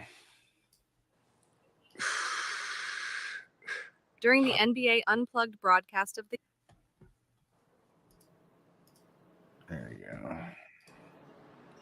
game between the New York Knicks and Philadelphia 76ers on Friday, Kevin Hart and the 76 Plastic years? Cup Boys were commentating on the game when Cat Williams became the topic of discussion. They relentlessly clowned Cat Williams for coming at Kevin in his Club Shay Shay interview.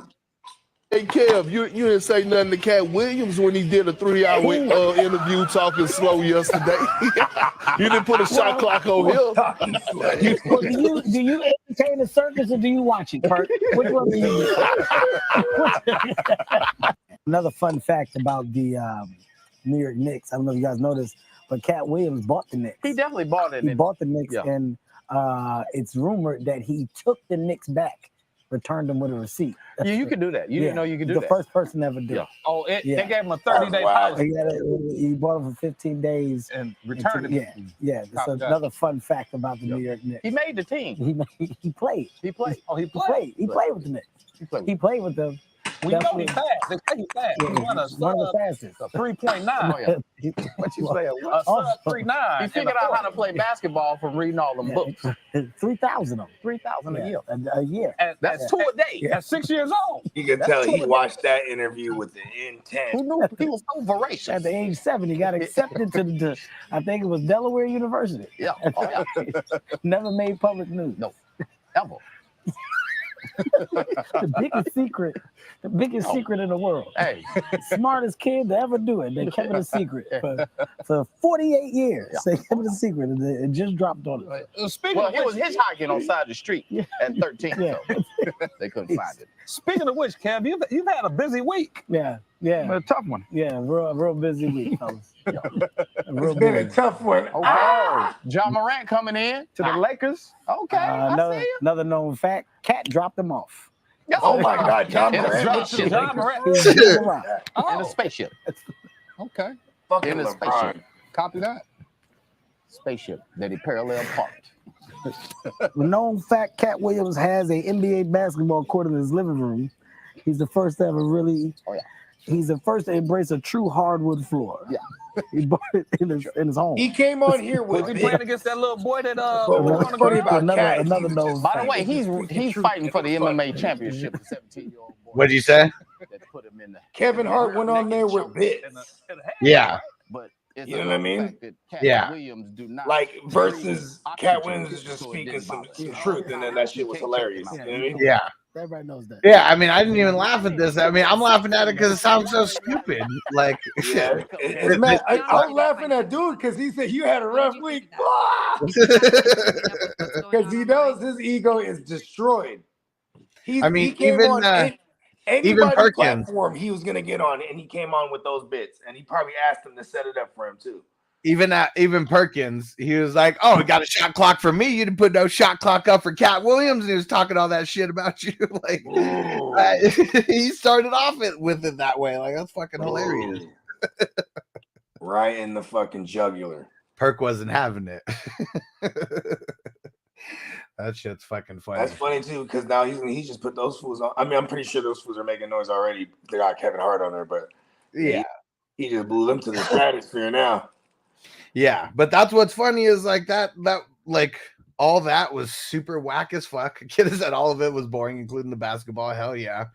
And Yeah, like how is it a clap back to be like, Cap bought the Knicks and returned them after 15 days? Like, what the fuck? That's so stupid. See, and this is what's dangerous about why he said like you can't see me in comedies, because like if you're not in the mode and you're not hitting them clubs and like working them jokes out, yeah, like they just bomb. Like, yeah, that shit bomb. I'm sure Kevin Hart knows that too. He's an actor right now. Yeah.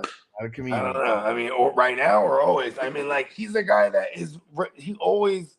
We can't say that some of his he has writers. He has writers. Okay.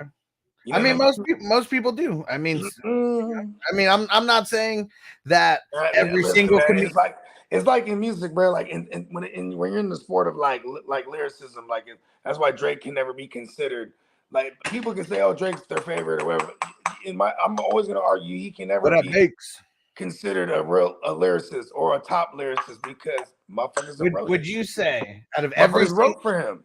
But would you say out of like all we're not talking about comedians that aren't making money. Let's just say out of every single comedian that's making money, because that's going to cut out. I think hold on, just let me ask my question real quick, because I think that's going to cut out like 95% of comics, because 95% of comics probably aren't making money. This is the new age way though too, because when you have someone like a Kevin Hart blow up in that fashion, of course you're gonna, you know what I mean? I mean, I'm just so my question is, who's the roast guy? You know what I'm talking about with the dread? Yeah. Roast, the white boy. Ross. Fucking Ross something. Yeah, what the fuck is his first name? Oh my god, I'm fucking high as the fuck. Yeah, something Ross. He writes for everybody. You know what I mean? Like at one point, at least during those eras, you know what I mean? Well, I mean, what about Paul Mooney? How many motherfuckers Paul Mooney is right for Richard Pryor? You know what I mean? Let's see, but here's what I was gonna say. How many out of, like, let's say if the comedian's getting paid is like 5%. Let me reiterate that. He didn't necessarily write for Richard Pryor, but he's the guy. Well, no, that's what I'm saying. Hold on, let me ask my question. Just let me ask the question. And so out of all these comedians that are getting paid, how many do you think have a team of writers that they keep around, whether they use what written for them or not? These days, yeah. I mean, and it, even like going back to like the Kings of Comedy, all the motherfuckers like I didn't know such an entertainer had a team. You know what I mean? Yeah. All the motherfuckers, like, you know what I mean? Yeah, probably all of them, because especially like I said, when Tino said 90% of them, but I'm with you where I said all of them, because even if it's like, except for like Chappelle, but see, Chappelle's in a different stratosphere. I don't think Chappelle has a team like that. Chappelle does it like all the real comics. You go and hit the circuit. Yeah, you know I mean, look at Eddie Murphy, for example. Like he kind of came back at started hitting the clubs, started hitting the comedy store, started hitting the, you know what I mean? Because you know who? Okay, they said this to what's his name? Oh, shit, I'm in Matrix. No, you're good. Okay, no, my shit was geeking on my side. What's that fool's name? Oh yeah, Charlie Murphy. They asked him. They said, "Man, you know, your brother." This is like back in the days, like 20 years ago, like when the Chappelle show was going on. There's an interview. They're like, "Yeah, man, how's it feel? Your brother's like the greatest comic in the world, and this and that." And he goes, "Hold on, he ain't done it in a minute." He said, "Was," you know what I mean? And like he wasn't saying it in disrespect, because it's like, hey, he's not in the gym anymore. You know what I mean? Yeah. So look at this. This is what Eddie Murphy said, because remember, Kat did get on Eddie Murphy as well. I mean, and nothing. Eddie Murphy said something. Just that he said that he broke his records or whatever. Remember that part of it? Okay, yeah. It's like I studied all the comedians, and I knew how many laughs they got every part of the show and all that. That's super little man complex. I ain't gonna lie. I don't know what he broke. I don't know what he break. I don't know what he broke. I know by Raw is still the #1 box office concert movie in history. So I don't know what records nobody broke, Kevin. Yeah, I broke Eddie's record. I ain't been on stage in 27 years. They still trying to break my records. God bless y'all. Hey, that's kind of. Hey, he's flexed I hard, got to bruh. break Kevin's new record. I got to get back on this stage because this new record that Kevin got, I got to have it back, Kevin. You ain't keeping this record, whatever one it is. I got to have it back, baby. I love Kevin Hart, by the way. I don't know.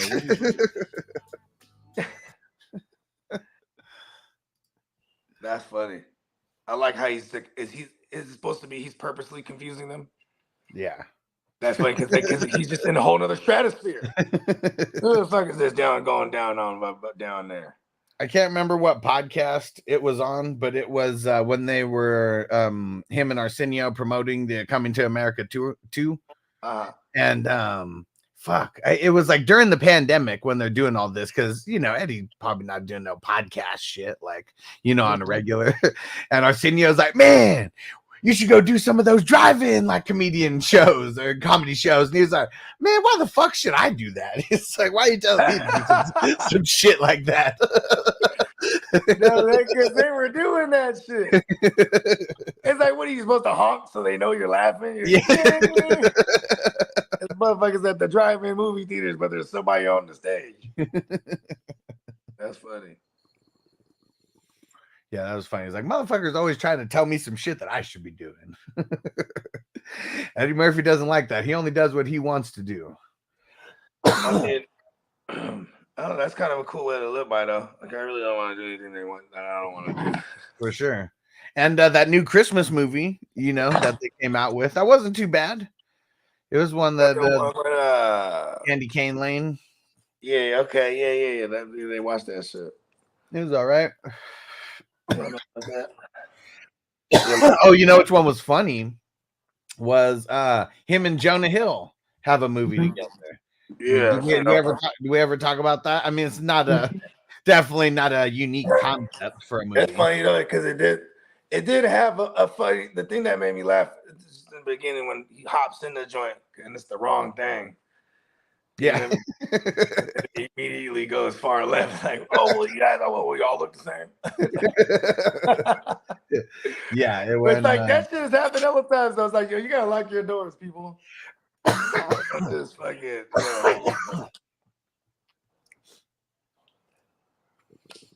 Yeah, super funny. Uh-oh. Tino, he threw a video up here. He said, tell me Cat ain't on drugs. I mean, come on, man. A lot of times when he's talking, he sounds like he's on drugs. He drinks a lot of alcohol, too.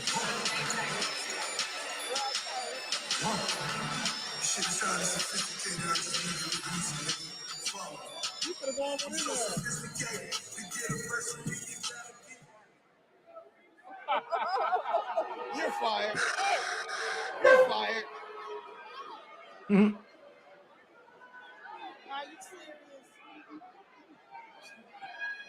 This is a bad video. Husky doesn't finish the show.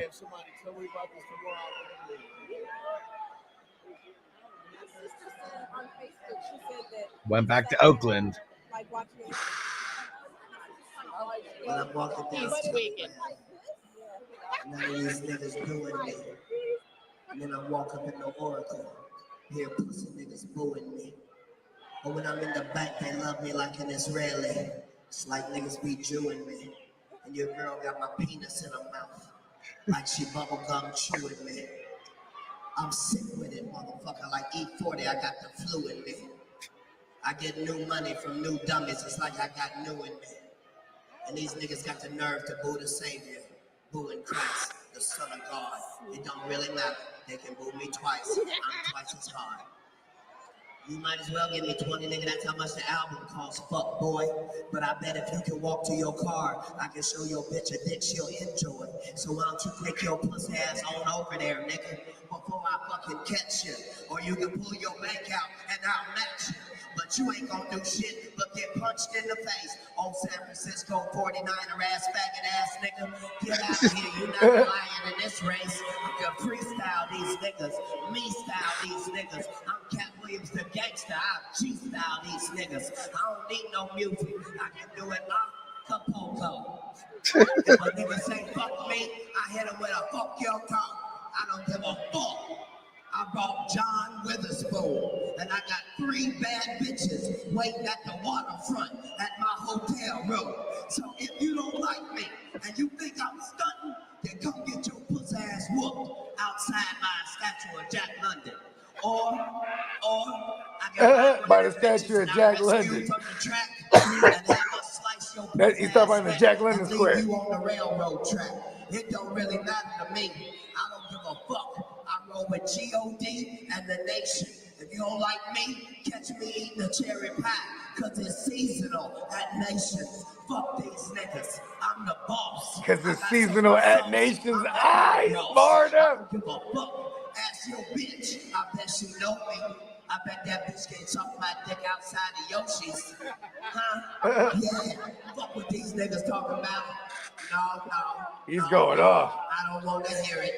You want to tell me? Catch me while I'm walking Lake Merritt. Nah.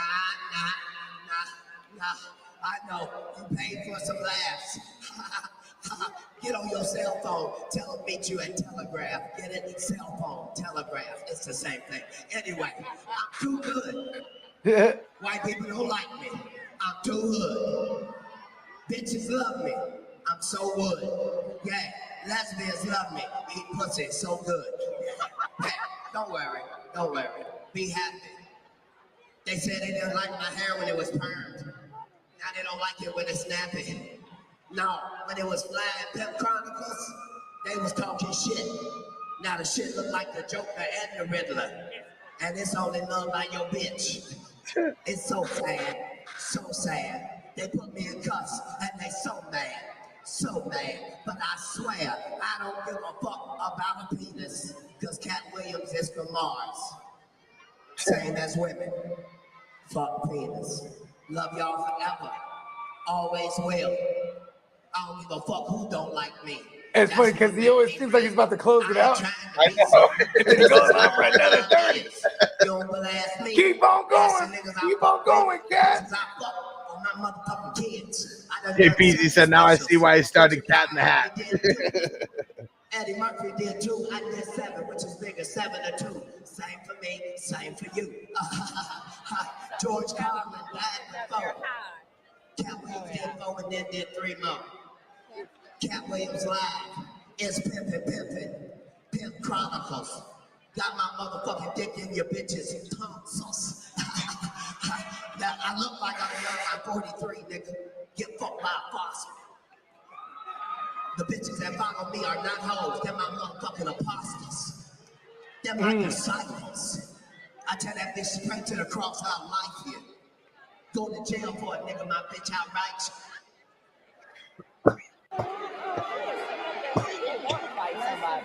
Yeah. He want to fight somebody. Take him down.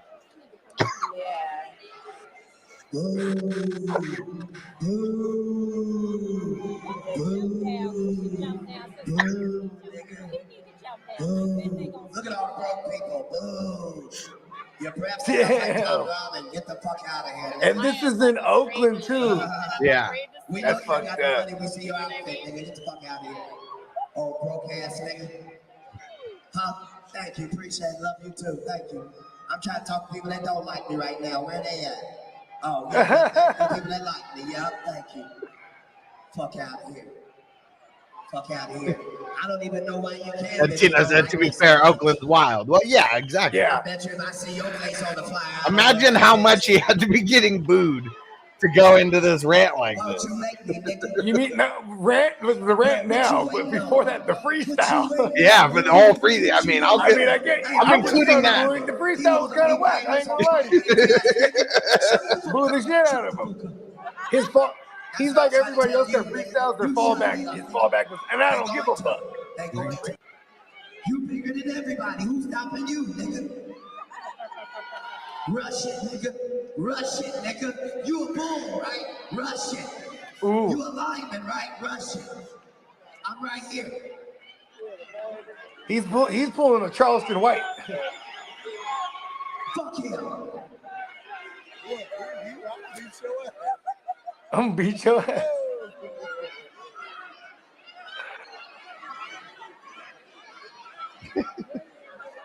Now jump the bitch, pussy. bitch pussy. Take him to backstage. I'ma fight your nigga straight up. Fuck, and bring his bitch too. Bring his bitch too. Go to the fuck you, nigga. Fuck you.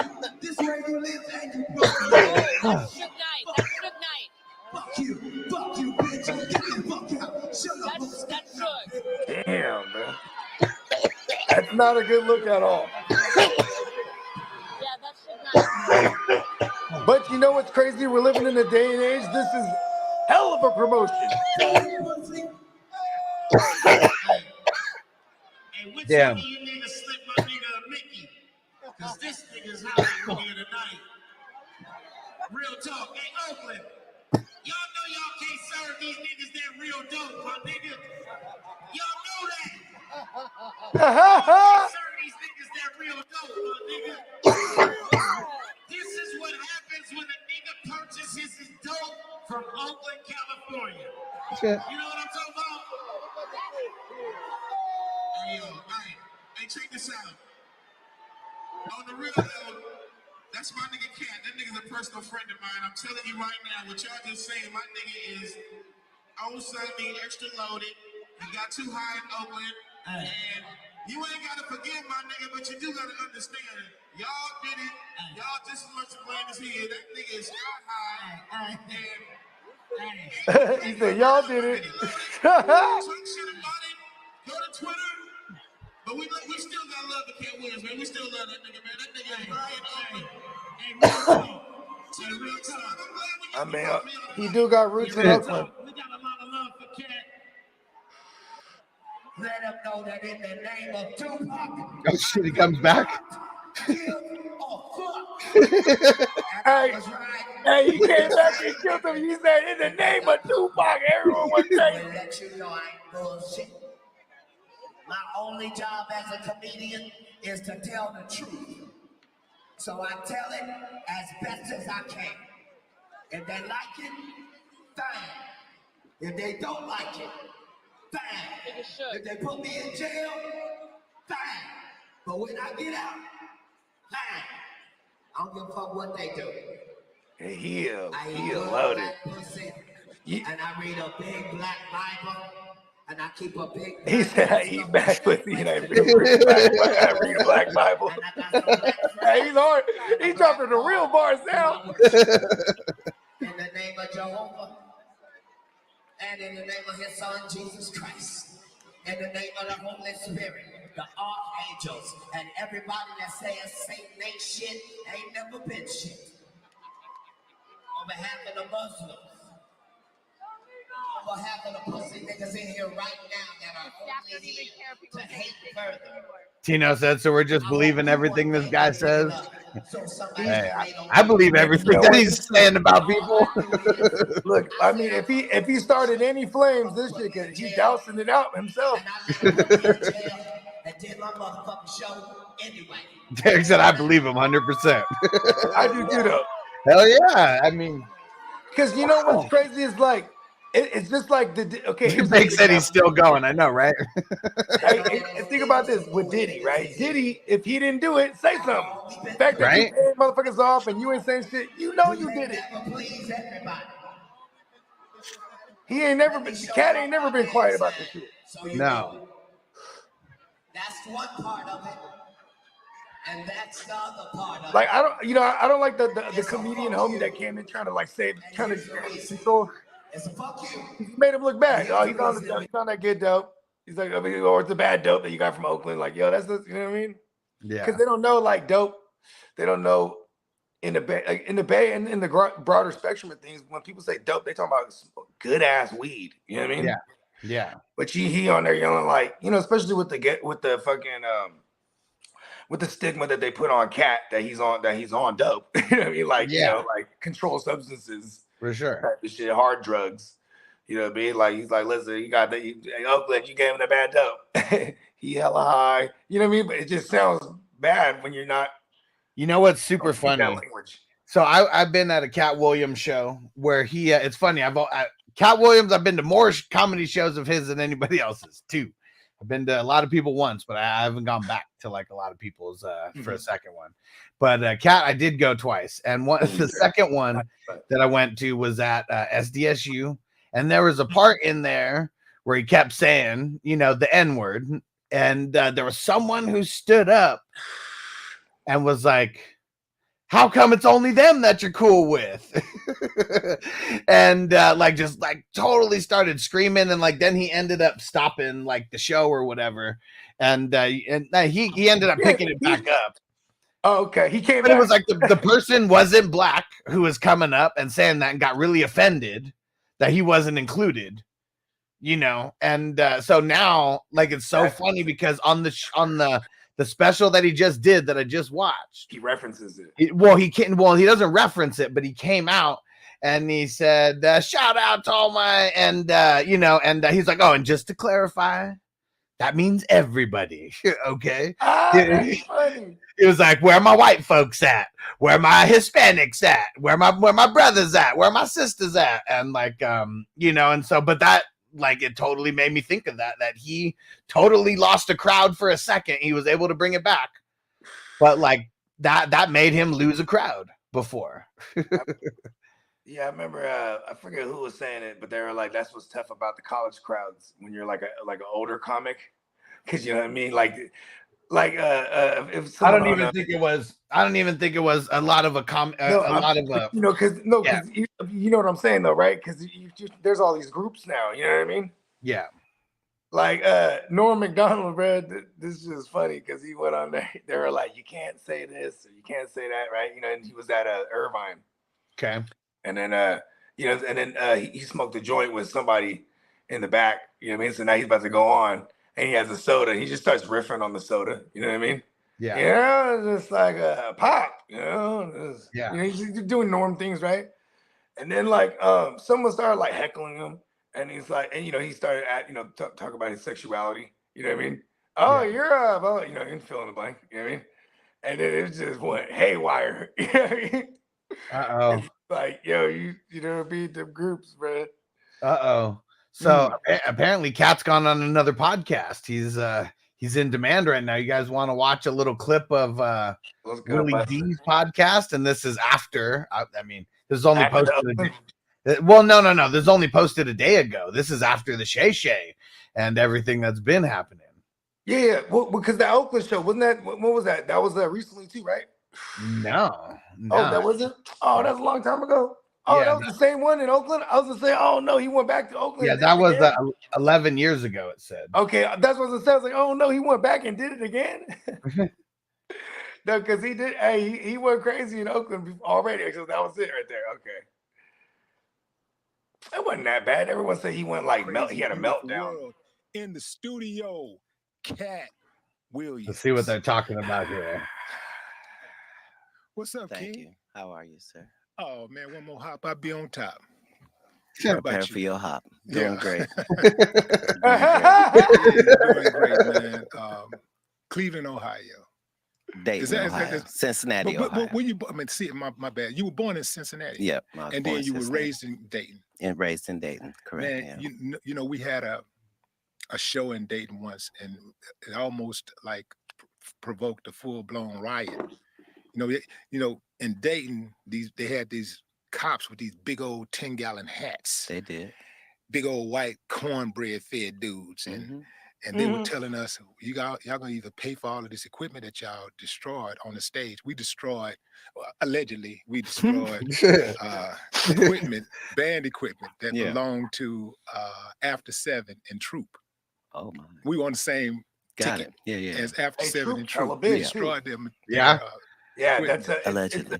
An R&B group from the 90s. They told us, y'all gonna pay for this stuff, or y'all going to jail. And so we basically just did the show for free because we gave all that money back. But Dayton that's will forever be they basically ripped them off.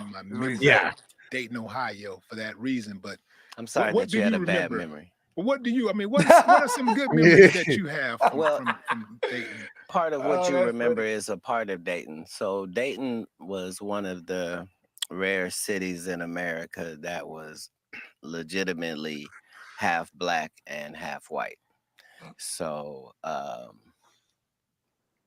there In was Ohio. power on both Okay. ends. I came from a very powerful family in Dayton just because of our sheer numbers. So there were 13 on my father's side and 7 on my mother's side. So I had like 100 first I know the cousins feeling. in one Damn. city. Like we My mom's just side got 7 had a brothers large and 6 sisters. family, and So it was a there's great 14 place that for including my mom. Black people, and it was a great place for white people. It's just that you really couldn't be legitimately racist because your neighbors were of another color, if that makes sense. What's So, the power dynamic? Was it mostly white people running it or black people? well, that's the dynamic of America at that particular time. One of my uncles was the chief of police. Another was the head pastor in town, and had some cocaine dealing uncles as well. So we were really rooted in the city, but it was a city of money. So we had Cooper Tires, we had Dayton Tires, we had IBM, we had NCR, we had Wright-Patterson Air Force Base, we had University of Dayton. These are all places where you can make 6 figures even at that time. So it was a lot of money there. As far as on the radio, we would hear Yeah, and they had the races there too, right? every hour Yeah. 5 or 6 artists My that dad were went out there from in where we in were the early from. 2000s. So we thought Okay. that was a part Yeah, of I it. got a and red, hearing I got an Ohio all red players hoodie. It just and says Dayton on it. Roger Nice. Troutman and Zap Yeah, my daughter Studio wears was it our all the bus time. stop. Nice. Yeah, like you know what I mean? But I'm like, so it's kind of crazy because I never thought I met I don't know Prince anything about while Dayton I except for was that in sweater and that, Dayton like, you know, when my dad went out there for like watch it the was race. You know what I mean? Man. a very vibrant Just So going it's community. got to down. be a 6 degree of separation from Cat Williams right there. Just So you saw There a it lot is. of the street stuff. How did you end up? First of all, did you end up doing any of the street stuff, participating in any of that street activity? oh my gosh, come on. You mentioned your uncles selling drugs and all of that. He's going through the Well, I story. leave. I know. Yeah, I leave he leaves at Dayton, 13. Ohio, Yep. right before I'm 13. So I'm still at a young age. I'm just having heightened experiences because of my childhood and my background. So, like I've always had money, but I don't come from money. So I was able to cut grass in the summer and I was able to shovel snow in the winter. That's what I was allowed to do. So, but consequently, even as a kid, I'm making like $6,000-$7,000 a year. And this is At 12 years old? before that, at 10. At 10. Just He'll stack the money as tall as him. just because that's what I was allowed to do. And I'm All 5 I'm and a 1. hustler by nature. Like if I get a hold of a lick, I want to see how many times it flips, not if it flips. You know what I mean? So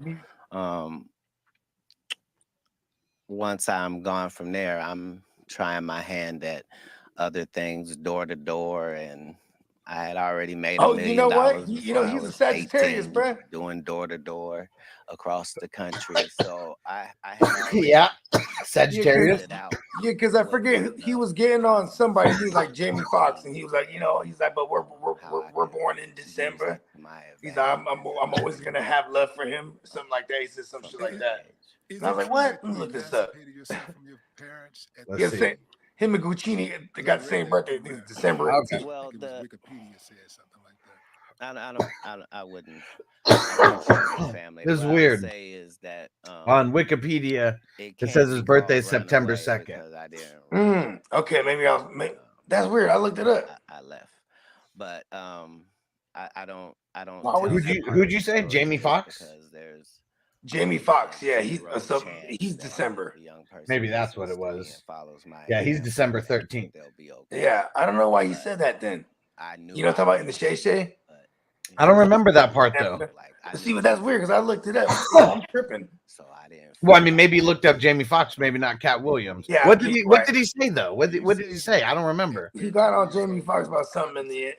he mentioned something. Or maybe it wasn't on Shay Shay because I went down the rabbit hole watching the gang and I shit. had been You know what I mean? accepted to college before Yeah. I was 12. You know what I mean? Yeah, Tina, that's super weird. He said, and then he becomes homeless before being a comedian. What happened to the money?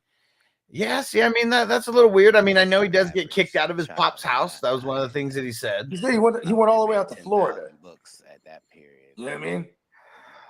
Yeah, maybe that's as far as I mean. Said, Yeah, well, he said he went out to Florida and he got like one of those fucking. He got a room. You know what I mean? Just live on that. And he said he lived in that room for a couple months. He's pretty consistent with his story. Yeah, maybe that's what it was. Maybe he went out there. That's the money lasted him as long as it did, and because then that's when he said he started like doing all kind of like finessing shit. You know what I mean? Well, and actually, no, he never said that he didn't have money. But he said, how you going to rent a house at 13 years old? Or how you going to rent an apartment at 13 years old? That's what he said. So that's why he was homeless. Because I think he did say that. He said that he always had money. Wasn't it like a room for real, like a motel room? Yeah, this is gonna be a weird answer. Isn't that what he said? He's pretty consistent with saying that. You know what I mean? He lived out of that for a couple months. That I was probably the best. And he said every day he would act like he would go to like school and shit. But he's you know, he's a funny cat. I'll watch the next special. So when I was going to the library. I mean, he got. Here's the thing is, I think like fiction books. I was reading. I think for him, it's a lot of him not getting credit for being, you know, not held amongst his peers, and you know, watching guys like Cedric, you know, steal his shit, like literally. I don't know. You know what I mean? And use it as a closer in the Kings of Comedy. You know what I mean? Like that's like someone like trying to learn stealing like a song I wrote and saying they wrote it. And like, you know what I mean? For sure. And like I have proof and everything. You know what I mean? Like Cat did. You know what I mean? It's that type of. He's like, they used it on the commercial. Like, you know, because then it's like, once you get into the business, won't you try to quiet the guy who's trying to discredit you? You know what I mean? So, you know, you discredit them. And then at the same time, he's going in on Steve Harvey too over the years. Second of all, you know what I mean? Like for a long ass time. See Steve Harvey respond? He was like, yeah, so what I wore fucking. Somebody told him Cat didn't want. He's like, y'all thought it was real. Ha ha. He's laughing like that's not. Somebody else. I'm like, that's not like that's not like a ha ha. I got you guys. Somebody showed and gave him a check. He said that, but he owned it. The working security locked arms to prevent him from walking inside of the building, and he thought that you had a problem with him, and he said he didn't know why you had a problem with him, and to this day he don't know why you have a problem with him. That was the. It'd be nice if that was the story. So now, if that's the story, then let me see if I got this correct. A guy I've never met was supposed to be doing a show with me. And I got so angry, even though I hadn't met him, that I had security keep him out of the building. See, that's the problem with lies. They're faulty from their inception, sir. Oh, he's talking I'm the about, person in the Ali. story that doesn't have a grudge to feel. I don't care why I didn't like Cat Williams. I would get to the bottom. If you're talking about Ali, this is not one of those stories. First of all, the actual truth of this matter is every city that I go to, I already have the comedians who are opening up for me. Mm-hmm. Not just this tour, but for the 17 100 city tours previous to this. I never go to the city and go, hey, do you guys have some comics here? I'd like to add them to my show. Yeah, he goes and gets the guys. I travel with the comedians. Yeah, whoever's the guy locally, he's gonna put them on to your city. We're one unit and one team. I think he's talking about. Saying he goes to all the. That they wouldn't to just let go you to that show. understand Though. that They'd be going to no all the comic cities with. Was fin to come join within us that state evening. You know what I mean? Yeah. Because there isn't or space. region, whatever you want to call it. You know what I mean? I still have to do an hour at the end of this. There's a limited amount of time. So we could just start there.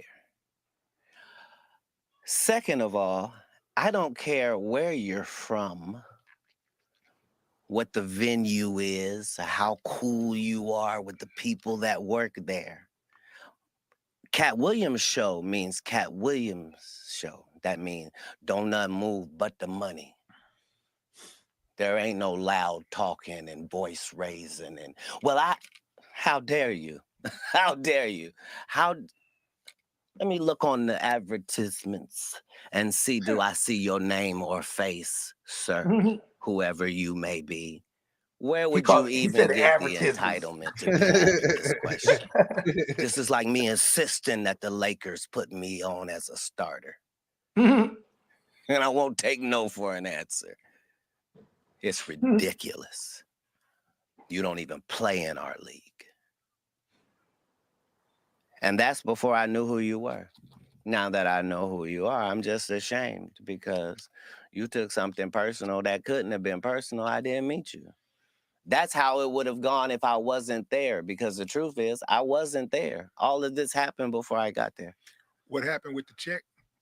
When the security guy gave him when the check? when I asked what the person had said, I said, well, I don't understand. I don't understand why he's You're on the clock in the number 2. What did he say to you? He said, I'm supposed to be on this show. Devonta Smith, Monty, Swift, Kincaid.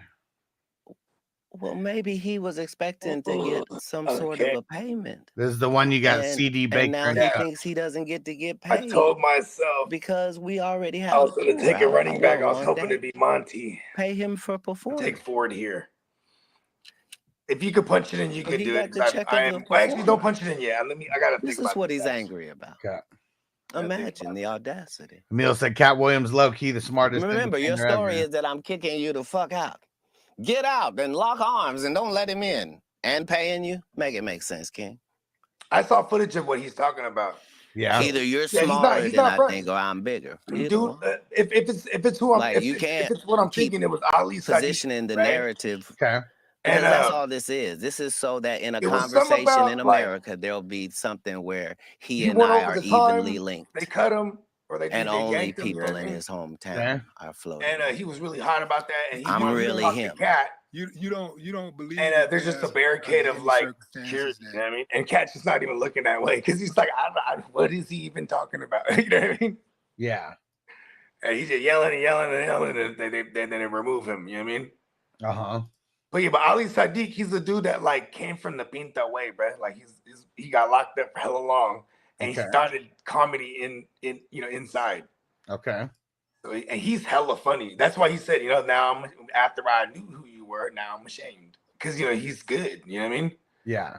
And if it's the same guy they're talking about, Ali Sadiq, I missed that though. I was talking over Buddy when he was like asking about it. But yeah, because then Ali Sadiq kind of went on, and this is probably like maybe a year or 2 years ago where this was like popping up, or maybe even longer than that, where it was popping up, and Ali Sadiq was going on all these pods and talking about it, and like, you know what I mean? Then they were asking Cat in interviews, like I don't know him.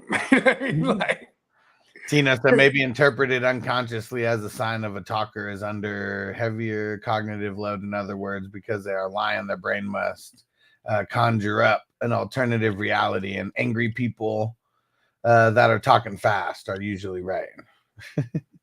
He said they're mad because they feel right and they spit out most facts. Mm-hmm. Yeah, I mean, like, and it sucks when you're yelling something that's true and everyone doesn't believe you. You know what I mean? Yeah. Yeah, you know what I mean? And then, even it could become like a boy that cried wolf type of shit. Like, you know what I mean? Like right now he has to be on his sharpest. You know what I mean? Because he also, with corporate shit, you know what I mean? He signed that contract. I don't know how long ago he signed it for the Netflix shit, but you know what I mean? Yeah. He's running around balling as fuck right now. He got that one coming up. This is kind of like the big buildup, you know what I mean?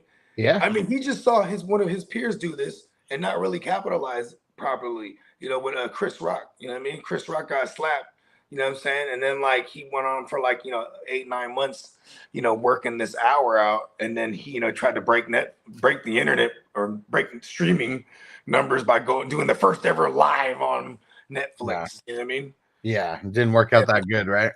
I mean, it was dope, you know what I mean? But like, for what it's worth, like that's a big undertaking and, innovative and whatnot. But yeah, like there was a couple times where he slipped up where like, other comedians that were, kind of critiquing it were like, when you do your special, you're going to do that set I mean, that hour you're gonna do it twice that day. You know what I mean? And you have different, things you can cut away from. You know what I mean? Like, okay, I did this part better in this set. You know what I mean? What about this part? What Vanessa said when he said that he pays for the info, so he knows that it's real.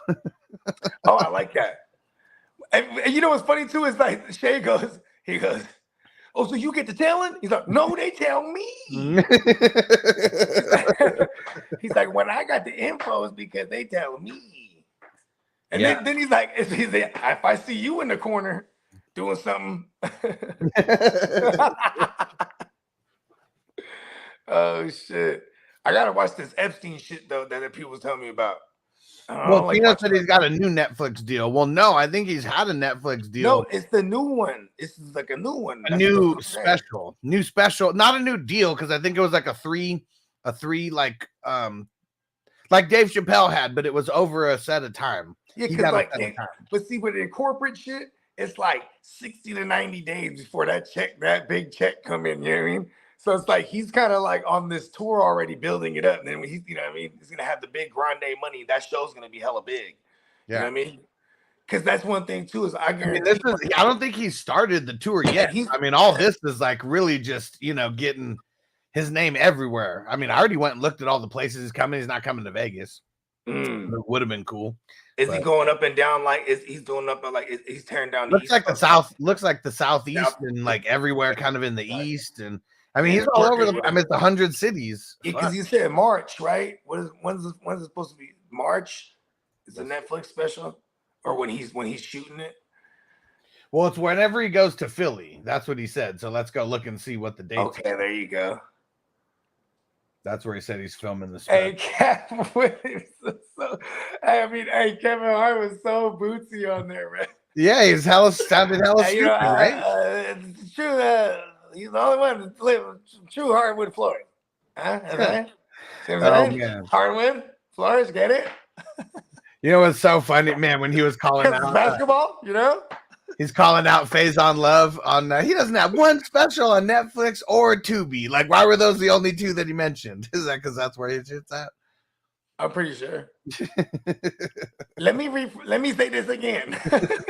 He doesn't have one show on Netflix or Tubi. I never heard of Tubi ever until now. I was like, oh shit, okay. Oh shit, you never have? That's one of the free ones. That's probably where. That's probably because they're all owned by one of the bigger ones, but like they rename it. So yeah, Tubi must be Netflix. Amazon Prime is Freevee.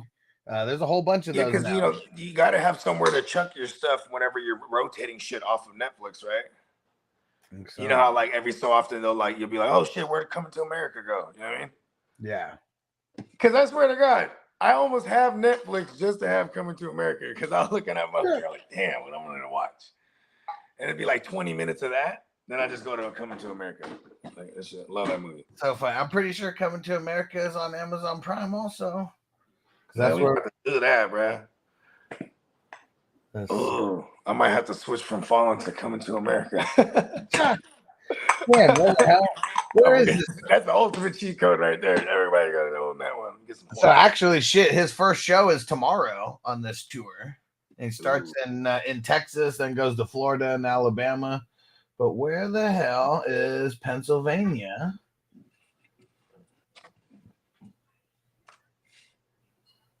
Yeah, I don't even see it. Let's see. Remember Kevin Hart? What was his thing? He started doing like all the ballparks. Yeah. And like the football stadiums and shit. Yeah. I mean, it's cool to sell tickets, but like, I don't know. Like, are the people in the super far back laughing as far as much as the people, that are down on the field level?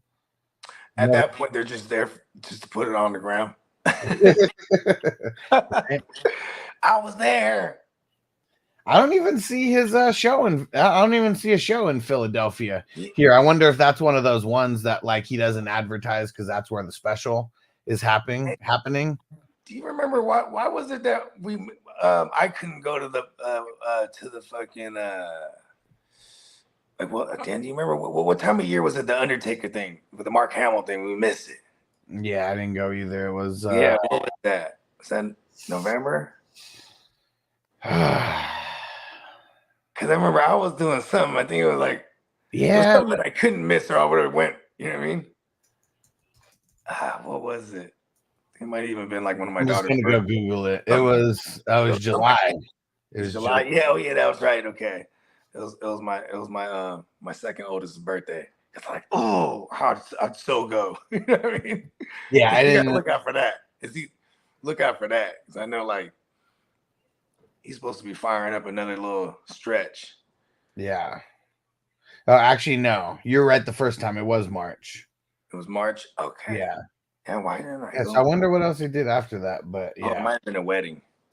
Yeah, and I remember we had we were going to Southern California, that going to SoCal for that Saturday, so that was why we already. Oh, and Gemmo was gonna go because he was just in town for that week. Yeah, that's right. He was in town for some convention or some shit. Man, because that would have been so cool. I know.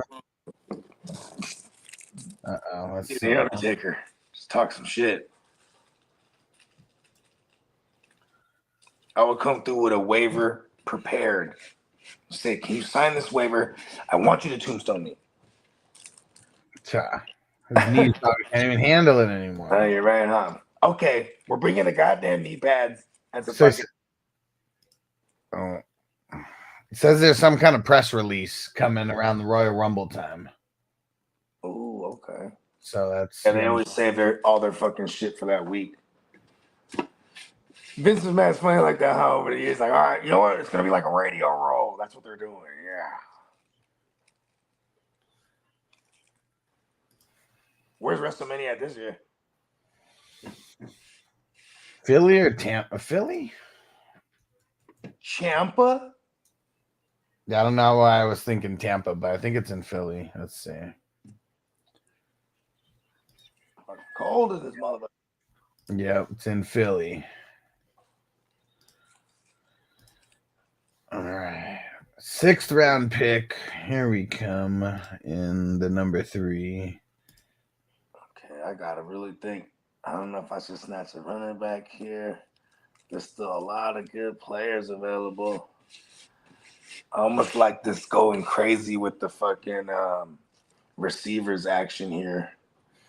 I got CD and fucking Cup so far. And I got Yaker. Godwin is still there. Oh, I'm talking about it for League 2. Yeah.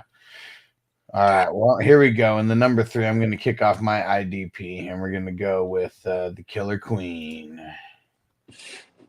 Is there a run going on a little bit? No. But I got like so many picks. It's everybody has. If you take it all offense, you have one spot left to fill. But so many people would have 2 Oh, this picks. is League 3. I thought you were in round 3. No.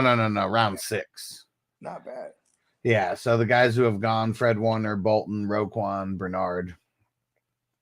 Queen's probably the next. My next favorite after that, and there's just so many picks in between. Mine and the next, because we're at the 6-2. It doesn't come back to me until the 7-11. I think there's like 20 picks in between. I was a big fan of the 7-11 growing up as a kid. Yeah. Mm-hmm. Tina said Vince McMahon is turning into Howard Hughes. I mean, why do you say that though? Because he's getting old and senile. Yeah, hold on. Don't tell me. But Howard Hughes, he's the guy that made the fucking the aviator. He's the aviator guy. Yeah. Okay. Yeah. He's just Leo. like. So what? He's just taking a dump in the fucking jars and shit and saving it. He's like peeing in the jars and collecting collecting his hairs and all. You know what's crazy is Vince McMahon. Vince McMahon is like it's not even low key. Come on, he's got TRT just fucking to the gills. You know what I mean? Yeah. Like as long as his little heart can take it, he's gonna keep going. That motherfucker be lifting all crazy. Yeah, and he's got enough money. Got enough money to be able to get any kind of transplant he needs. He probably got a couple hearts on ice, huh? He says like, "Hey, who was it? It was Mark Henry. He had a story. It's probably like fucking, I don't know, early 2000s.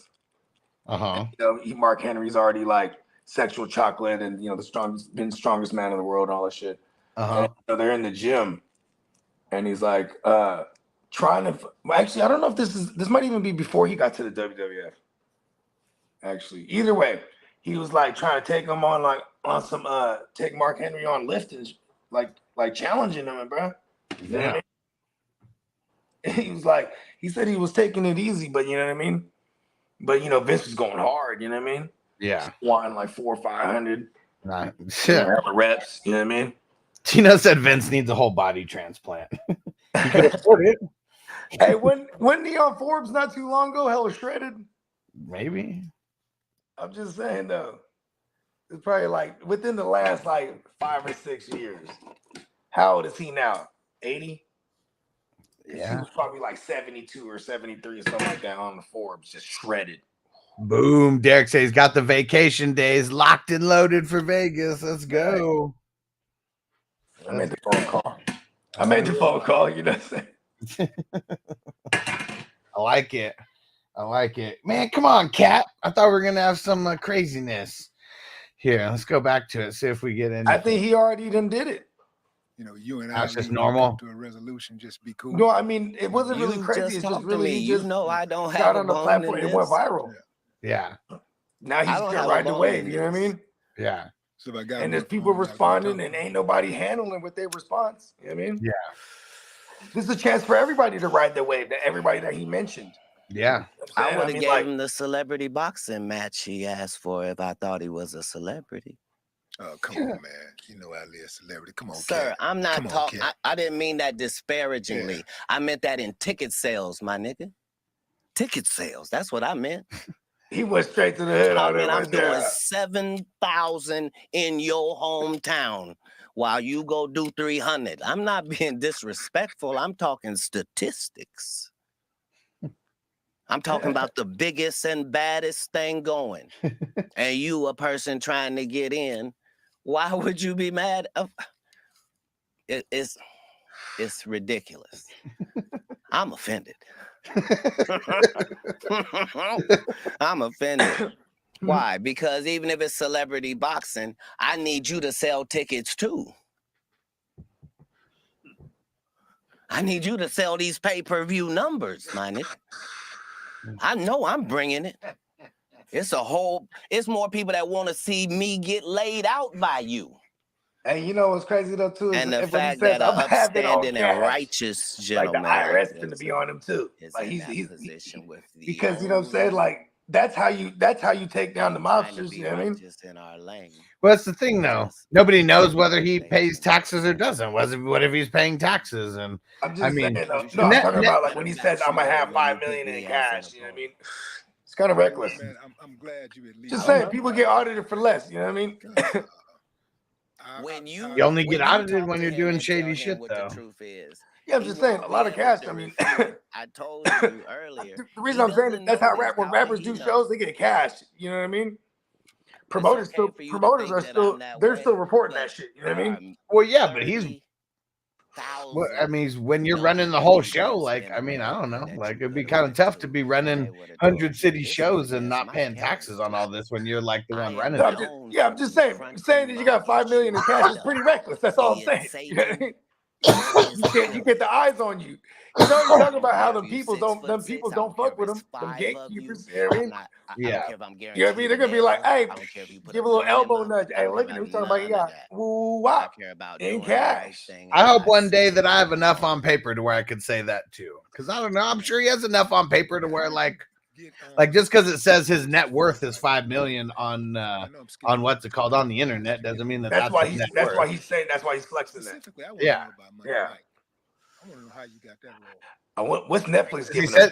So here's the whole thing. They giving him 50? Liars always come up with terrible lies. Ricky Smiley. Because I'm sure that's something that he's flexing hard, bro. He's flexing hard. And I was supposed to play the pimp. Liars always. You can't go to war unless your money's right. Nobody in America can imagine that a real movie studio would cast 5'5", 145 pound Cat Williams as a fucking sound. I guess I don't even remember it in the show because there's so much shit in the show. Yeah.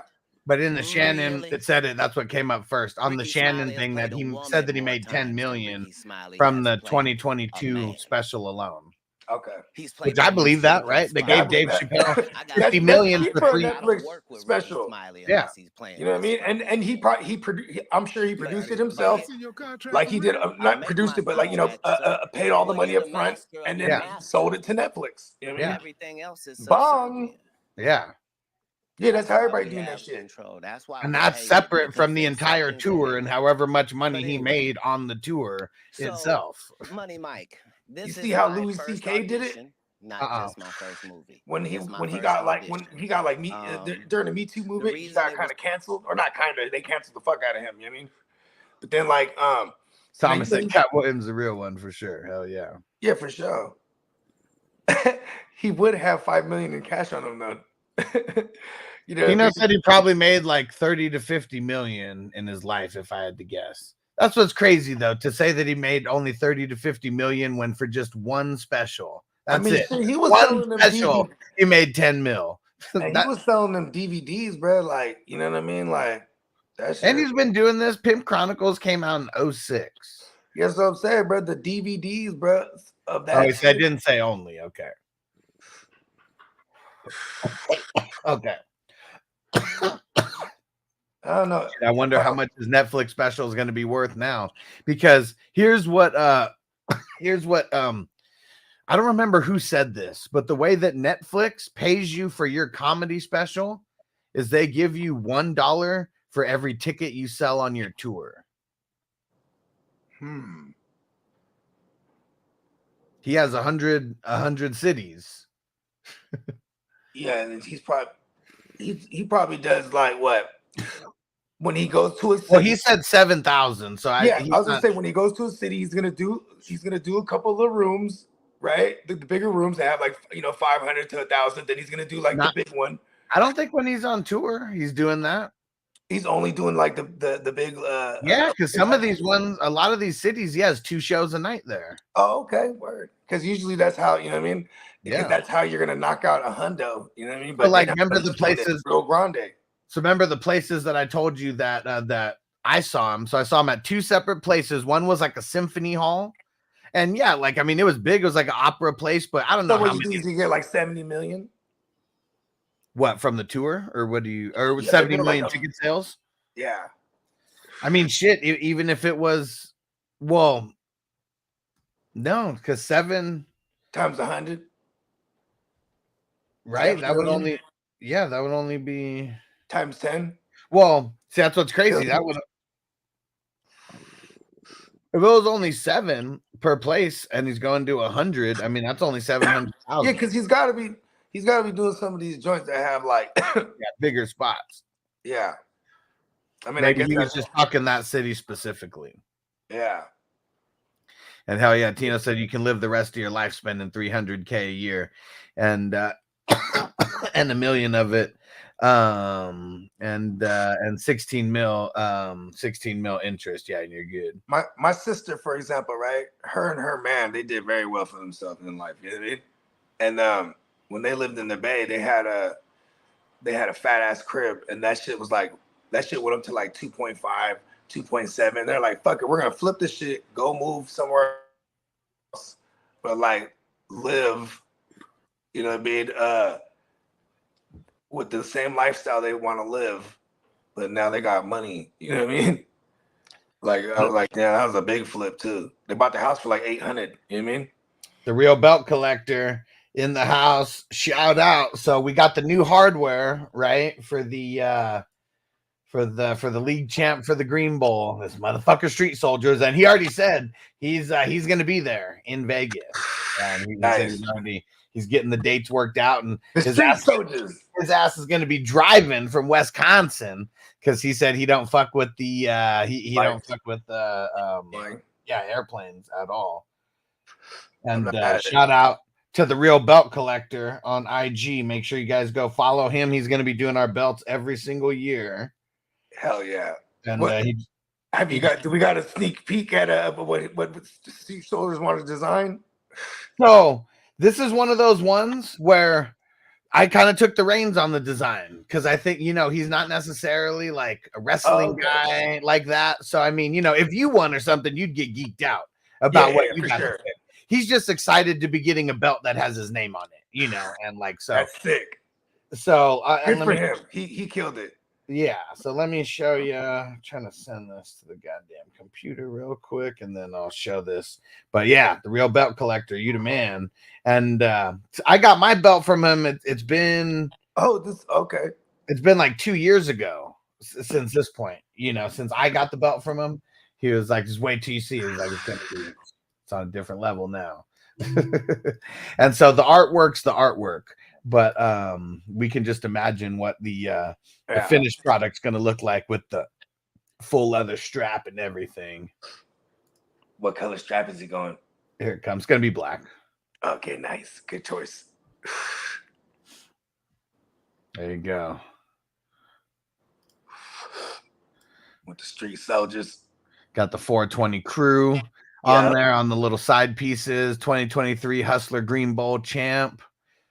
And that's going to be the Stone Cold Steve Austin style. Nice.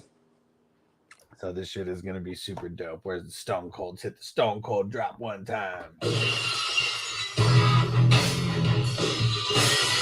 I'm jealous as fuck. I've never been jealous in my life till right now. I'm mad as fuck. And I really love the Stone Cold style, so I would fucking love it, if that's the style that just continues. And but either way, pretty much whatever style is chosen, we're still gonna get the 420 crew like emblems, on the side, and it'll be, just different like that, where it's someone's name, it's what year and everything, and yeah. Ooh, that's cool. Well, let's see what Thomas said. I forgot he asked a question. Totally put it up here, and then we got way off track. He said, "Let me get your predictions on Green Bay, Dallas, and LA, Detroit." Man, I like Green Bay to cover the spread, but I like Dallas at home. I just think I just don't think they only need a touchdown on them. And if right now, if you like that, I'd go put money on it because they're giving them 7.5. They're giving Green Bay 7.5 right now. You know what I mean? But yeah, but all in all, I like Dallas in that game. And like I keep going back and forth with myself on this game, bro. With the Rams and the Detroit game, bro. My like if I'm putting money on a parlay and just hit the money line, I'm hitting the Dallas Lions money line. I know they're the favorites, and but just a little double up. Yeah, you know what I mean? yeah. I'm not mad at that. Detroit's defense, I just feels a little bit better. I can agree with you, right? But it's like their secondary. It's just, I mean, Brian Branch is a beast, but it's like, man, their corners, like, it's just they're gonna match up like poorly against the Rams offense. You know what I mean? And it's gonna.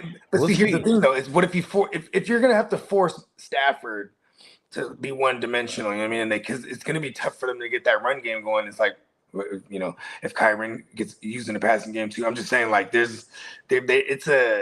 match up. I like the way the Rams match up against them. That's the one thing. And like on the road is like, I mean, all the Shanahan trees, you know what I mean? And I'm putting Sean McVay in that tree. They always travel well. You know what I mean? Yeah. Like it's just in there. It's just whatever they do, how they prepare. Same thing for Green Bay's sake. You know what I mean? He's with Matt LaFleur. He's part of that tree.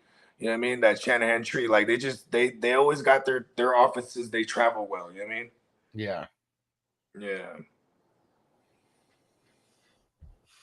Man. Spelt super dope. I'm gonna throw it up again. And this motherfucker is gonna have it stunting. And gonna have it stunting in fucking get the snake skin, the black snake skin leather. We'll see what options we got. I'm not sure what options we got, but yeah, we will. We're gonna figure all that out. Yeah, this shit's gonna be dope. Oh yeah, that's right. Because see which ones we're in a capacity to access. Yeah, last year there was 3 people who got the exception of not being there in person, and yeah, there's gonna be no exception. And one of them won it. One of them won it, motherfucker. The one who had us all waiting forever. Remember, fell asleep. But but then took exactly who you wanted, Bogey. That's it, right? Who was it? Who was it? It I know was you like, remember. it was Hollywood, but it was like the ninth round or something like that. It was like, yeah. And I think it made me like take Dalvin Cook or something. It's like, it really made me mad. Because like you had like you went on this like crazy run of taking like hella running backs. I was like, fuck. And you're like on the way other side. So like it would like start a run. You know what I mean? Yeah. I'm like, yeah. You know what's funny is I don't know how I'm gonna approach it next year, and that's better. You know what I mean? Yeah. Yeah. Because everything's going to change. Man, we got all the way up until August before we draft for this one. So much ideologies are going to change over the next 6 months. And yeah, it's like almost exactly 6 months. See, I'm not mad at the Green Bowl for me per se, is because, man, I just drafted the gang that was all the injured guys. You know what I mean? Like, like, boom, Kelsey. Boom, fucking Waddle, Calvin Ridley just sucks for like the first fucking, you know what I mean? And Kidda, nope, we're not getting rid of it. Kidda said get rid of the 2023 so you could change it to Hustler Green Bowl on top and Champion on the bottom and get rid of the year and Champion. But this is like every single year there's going to be a different one. It's not going to be. That's his year. You don't take that from him. Yeah. Like he's best ball 23 champion, right? Yeah. In 2023, he had the best balls. Pause. Yeah. I mean, and that's what's crazy. Maybe next year we do get some kind of crazy belt. I mean, it's something that we could do. I mean, it'd be less money out there. I feel like getting next year it's going to be more than 3,000, obviously, but man, I don't know. He said, yes, he add out the 2023 side plates. Now, man, see, this one's not getting passed around. Whoever wins the Green Bowl won like the extra 100. Everyone, because it was originally. Every year you get a belt, kid. I don't know if he knew that part. Yeah, so I don't know if you remember, Kidda, but originally it was supposed to be a $500 buy-in. And then I was like, wait, we need to, I was like, but if we all throw 100, we could get the dope ass belt. And then every single year you get to keep the belt. This isn't something that's going to get, because remember I was like, passed around. Because I was like, we can't take it out of the 5. You know what I mean? Yeah. So we bumped it up to 600. And you have to be there. Gotta be there. And I mean, everybody, the 3 guys who said they were who weren't there this past year, they said they're gonna be there. So I'm telling you to split up the green and the bowl. I mean, it's oh, okay, yeah. Because it's just how it's just connected. I understand. Okay, I understand what he's saying now. Okay, I thought he was saying put 2023. Well, yeah. I get what you're saying. And then the top and on the bottom. Yeah, well, yeah. It's Green Bowl should be together. Yeah, Green Bowl should be together somewhere. Yeah, connected. Yeah, I agree. I'm sure that's an easy fix. Yeah. Yeah, pretty much. I think the way that it'll probably be Champion will be on the bottom by itself, and it'll be 2023 Hustler Green Bowl. Because the 420 crew side plates are staying there. Like that's like a staple. Is like, this is like the 420 crew, like fucking, the ultimate league of the 420 crew. He did his thing. And and the real belt collector's listening right now. So he said, we'll fix it and mock it up. See, perfect. I don't even got to send no instructions or nothing. He heard it. He knows exactly what we're talking about now. The people have spoke. And he heard the people. And what's dope about the real belt collector is when we met a couple years ago, I got his backstory on this. And he's just a fiend for like collecting the belts. Like he was just like the dude who had to have like every single like wrestling belt, and it got to be so much of a fucking addiction, passion, hobby, whatever we want to put there, that now he fucking makes them for some of these indie wrestling promotions and stuff, and that's like hella dope. Hell yeah, super dope. Yeah, I can't wait one day. One day I will hoist mine. Man, this one has always, like, no matter what, this one's always been the hardest one. Like, this not being able to win the Green Bowl, like, every single year is why I started playing in more leagues. I mean, like, it's a sharp league. Like, you know, it was funny when I auto drafted yesterday, or not auto drafted, when I was like counting my shit geeked on me, then I go right back in there, right? I'm like, oh shit, I had 13 seconds, and I'm like, Jones. I go, because I'm thinking like, oh, I'm gonna go straight to Chris Jones. I'm thinking I didn't see him get picked up, and the person right before me just picked up Karlaftis. I'm like, I'll take Chris Jones, right? I put Jones, and I see it, C Jones, KC. Boom, I click. I'm like, oh fuck. Yeah, it's like some other guy, and I'm like, damn. But you know, it's like something like that where I could have grabbed, maybe like a Javon Holland or anything, right there. It's like that could bite me in the ass. You know what I mean? Because nobody's not sharp. You know what I mean? Yeah, you can't like be slipping on a fucking, even though it's a 12th round pick or whatever. You know what I mean? Like you can't be slipping. Yeah, your team's got to be solid, and you got to be one of the people to really hit. And like, man, like last year, I really hit on the Puka, the waiver wire. Like I had the second pick and the first pick. Ghost Monkey needed the QB, so like that super helped me. You know, I mean, I guess that's always been. I've always had one of the last picks in that league, like no matter what. Like, and we're cutting. That is stopping right now. I'm saying it right now is not happening this year. I'm gonna have somewhere in the top end of the draft. It might be 1, might be 2, might be 3, but it's gonna be somewhere up there. Throwing it out there to the universe. You know what's crazy is like throwing it out there. You and my man Steamboat. You guys always like remind me of each other like in drafts, right? Like. But then every so often you guys will do something that like shocks me, like, and that shocked me that you didn't go CMC there. You know what I mean? Yeah, fucked like, everything up for me. Like early on, like even the cousins right there, I was like, oh, he pulled them up. You know what I mean? Yeah. Because I'm thinking, in my mind, I'm thinking like, okay, I'm gonna get like cousins maybe in the back, and I'm at the back end of the fucking second. You know what I mean? Yeah. And I'm like, ooh, okay. Because then it sends me on a whirlwind too, like, all right, I'm just gonna wait a little bit. And I'm gonna take Bijan right here. Fuck it. So I started with Kelsey and Bijan. I'm feeling like saucy, kind of. You know what I mean? I swing around, I'm like, ooh, okay, I gotta do it. Get Goffle, boom, and I feel okay. All right, Goffle, right? Then I get Waddle, and then Ridley, and I'm thinking like, oh, I'm killing these motherfuckers. Then I'm like, in like the 7th round or whatever it was, and I'm like, oh, okay, Kenny Pickett, screw it, QBs are flying. And then I even snatched up Baker. I remember Spencer was trying to talk you out of it. Yeah, I was like, nah, I gotta do it. And then it was ironically, I ended up getting Baker and Mac Jones. So it's like I could have got a much needed running back right there, and still like, if I would emphasize still grabbing. Hold on, I just gotta say this because Spencer was probably like peeking on mushrooms at this point. He was like, you picking Kenny Pickett at the 6th round. Fully was like, I'm out. I just can't get behind this. He was like, yeah, walk away. He's like, it was going good. Because we were on live too. He's like, it was going good. You know what I mean? He took his shots. I just can't get behind it, Bogey. I'm like, I'm telling you, bro, it's a value. And then I swear to God, I was like, why did I do that? And I was hella peeking on mushrooms at that point too. So I just remember that being so funny to me. But yeah, that was pretty much, that was the hugest mistake like ever for me of not taking CMC right there. Like, yeah.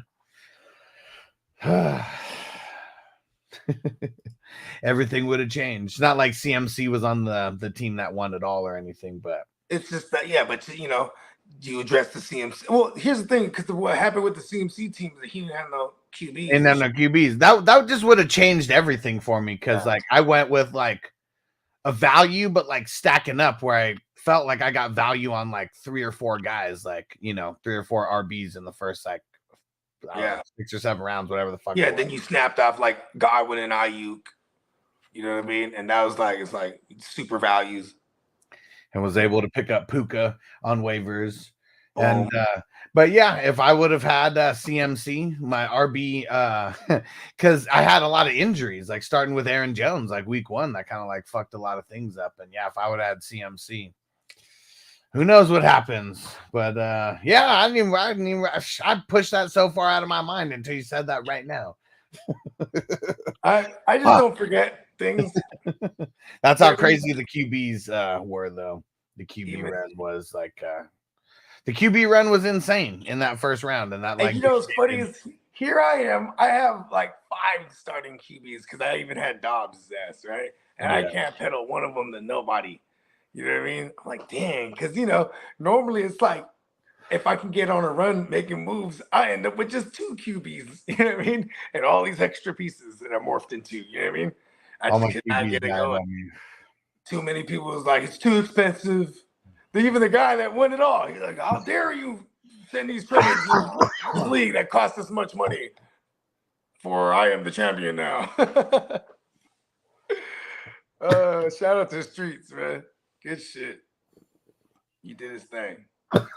Can't even hate on the dude. Woo. He did it by making moves. You know what I mean? And just drafting at home, not with us. Yeah, fuckers. Yeah. Not happening this year. I think just like a lot of people might not have came the first year because, I don't know, maybe you just want to hear some stories or, you know, you want to make sure that everything in the first one goes off without a hitch. I think now everybody knows. Better get out there in August. Like, don't miss out. If you waited, you know, if you're waiting on it, now's the time not to wait. Get out there this year. It's so fucking fun. And Thomas said no one's covering Puka and Cup. And the Rams got an elite running back in Kyren, plus Stafford revenge game. And I think Rams are going to upset. He said, plus when is the last time the Lions won a playoff game?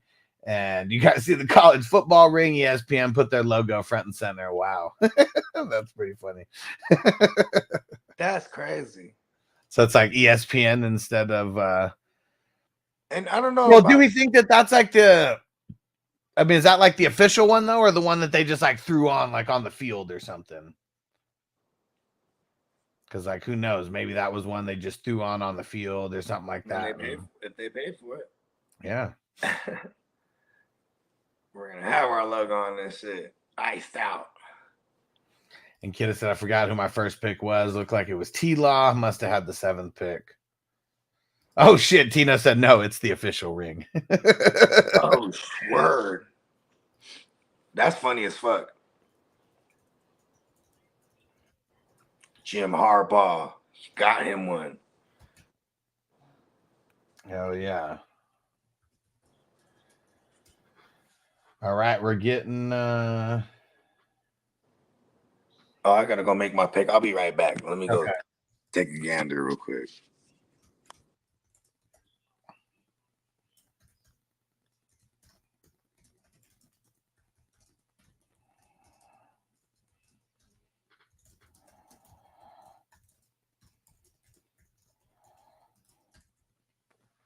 That's pretty funny, though.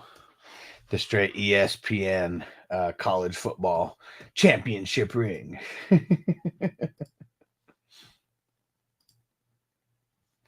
All right, we got another spot taken in the draft tomorrow. Already a 420 crew member.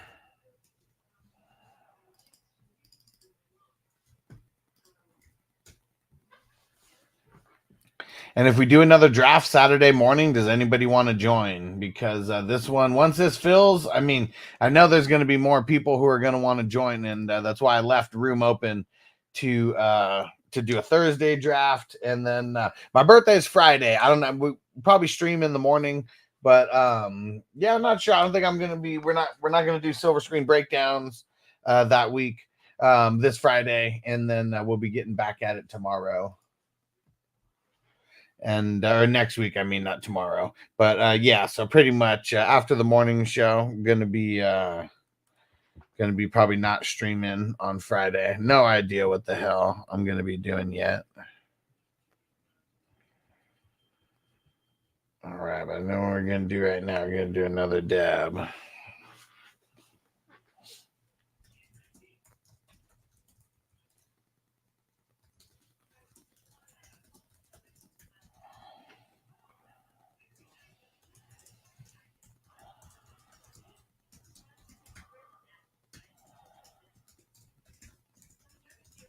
All right. someone was inquiring about the dynasty leagues. If anybody knows that you want to get in the first wave of dynasties, we're gonna have one. It's gonna be the WWE, the IDP dynasties. Those are gonna be going down, and then we're gonna have the offense only dynasty as well. Those ones I'll be hosting and keeping all the same like experiences going, but those ones I'm not gonna play in. The offense only, it's I don't know, it's just not my style. But I know there's a bunch of people out there who love the offense only, and so I got to make sure to have some leagues that we're going to be hosting as well. All right, let's dab it up. One more fat dab.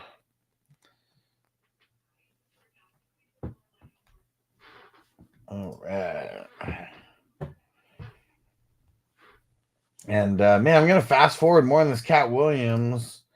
Let's see as he gets a little farther in here. See if we get anything else. Able to do something like that, you know, and I think that the reason why Not in 24 years. Yeah. Huh. I think the reason why people like you is so much what you do is you resonate with them so much is like what you just said. You show them the good and the bad side of you, but also you're talented. You're very talented, but at the same time you do show the good and the bad. And you know, it's something appealing about being transparent to an extent. Oh, not just to an extent, to the utmost.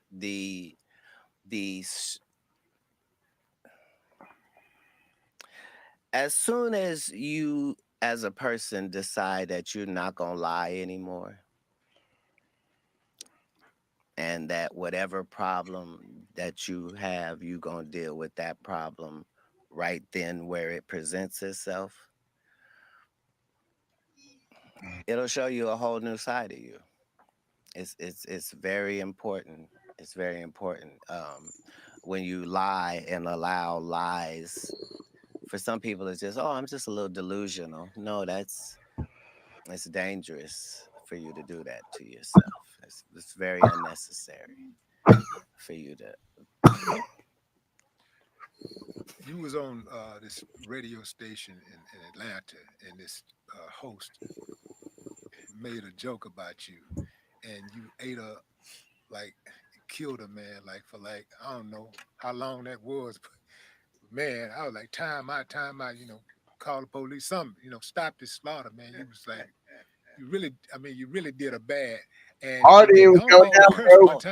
I was going to say, be very careful when you say how badly I did her, because I never called her out of her name. But that's what I'm saying. I was very composed. That's my point. But let me explain. Let me give you the exclusive. No, let me make the point. Okay. You're one of the few only you and Bruce I've ever seen do that before.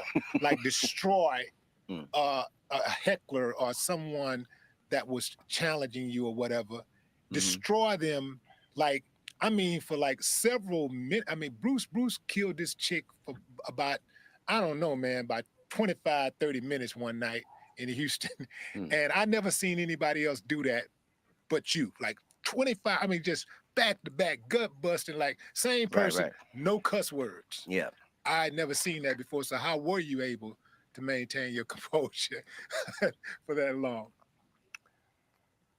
Well, a very interesting thing happens when you try to trap something that's bigger than your trap.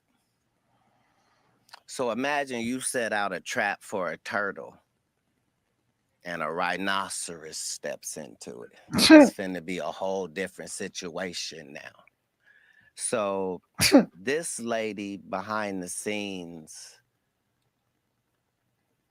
is begging me to come into this interview that I've not scheduled, that I don't want to do, that I'm not dressed for, that nobody's called me about.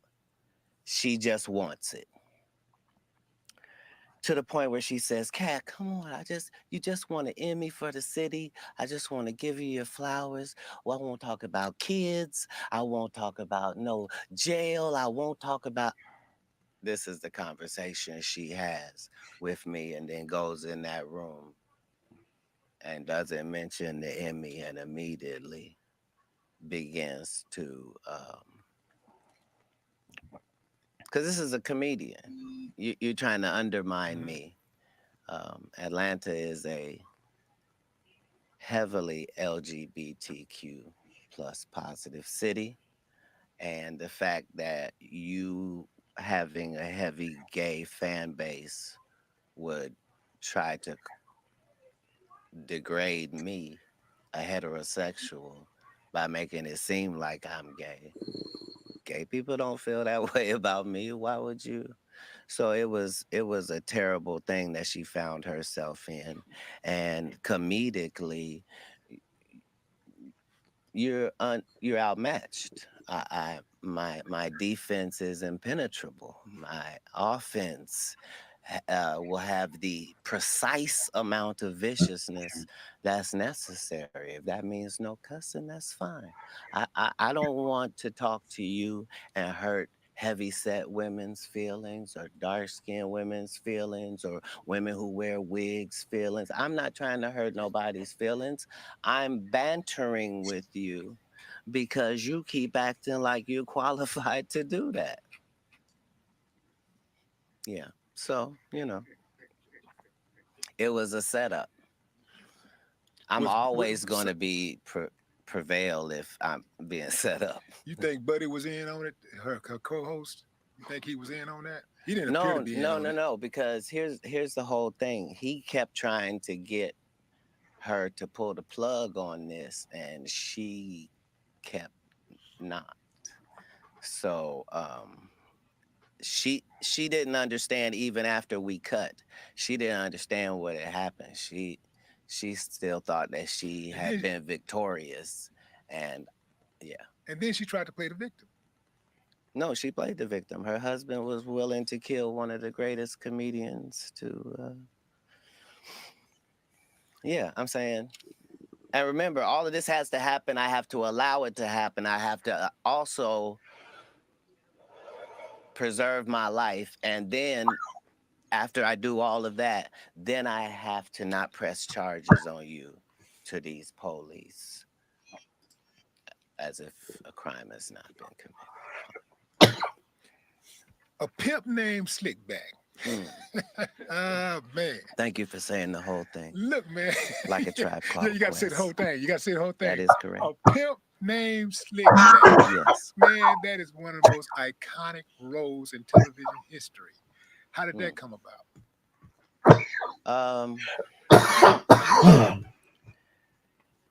Dumb people love dumb people, and geniuses try to find people that are on their mental platform. Whew. Thomas said, what's the buy-in for the draft? So if you're talking for the playoff leagues, we're going to be, there's a draft going down tomorrow. There's 2 spots left. $33 buy-in for that one.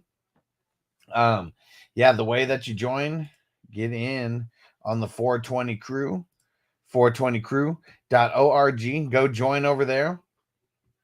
And you'll see a bunch of the posts. Just leave a comment and say you want into the playoff leagues. And I will send you a message with the link if it's that one specifically. And yeah, we can go from there. But 420crew.org.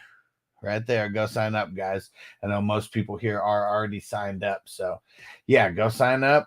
And yeah, we got playoff leagues that are starting right now. We got dynasty leagues that are starting in February, March, April, May, June. And we got best ball tournaments going to start in April. $10 a team. It's going to be really dope. Again, this past year, 888 teams. We're getting more going this year for sure. All right. You know what? We're going to sign off. We're going to sign off, guys. It's been about 3 hours. Appreciate you guys rocking with us. We got a draft going down at 6 p.m. today. Spencer the Guru's Guru Nation Power Hour. I'll probably hop on there since we're going to be doing the live draft as well. All right, guys. We'll see you a little bit later.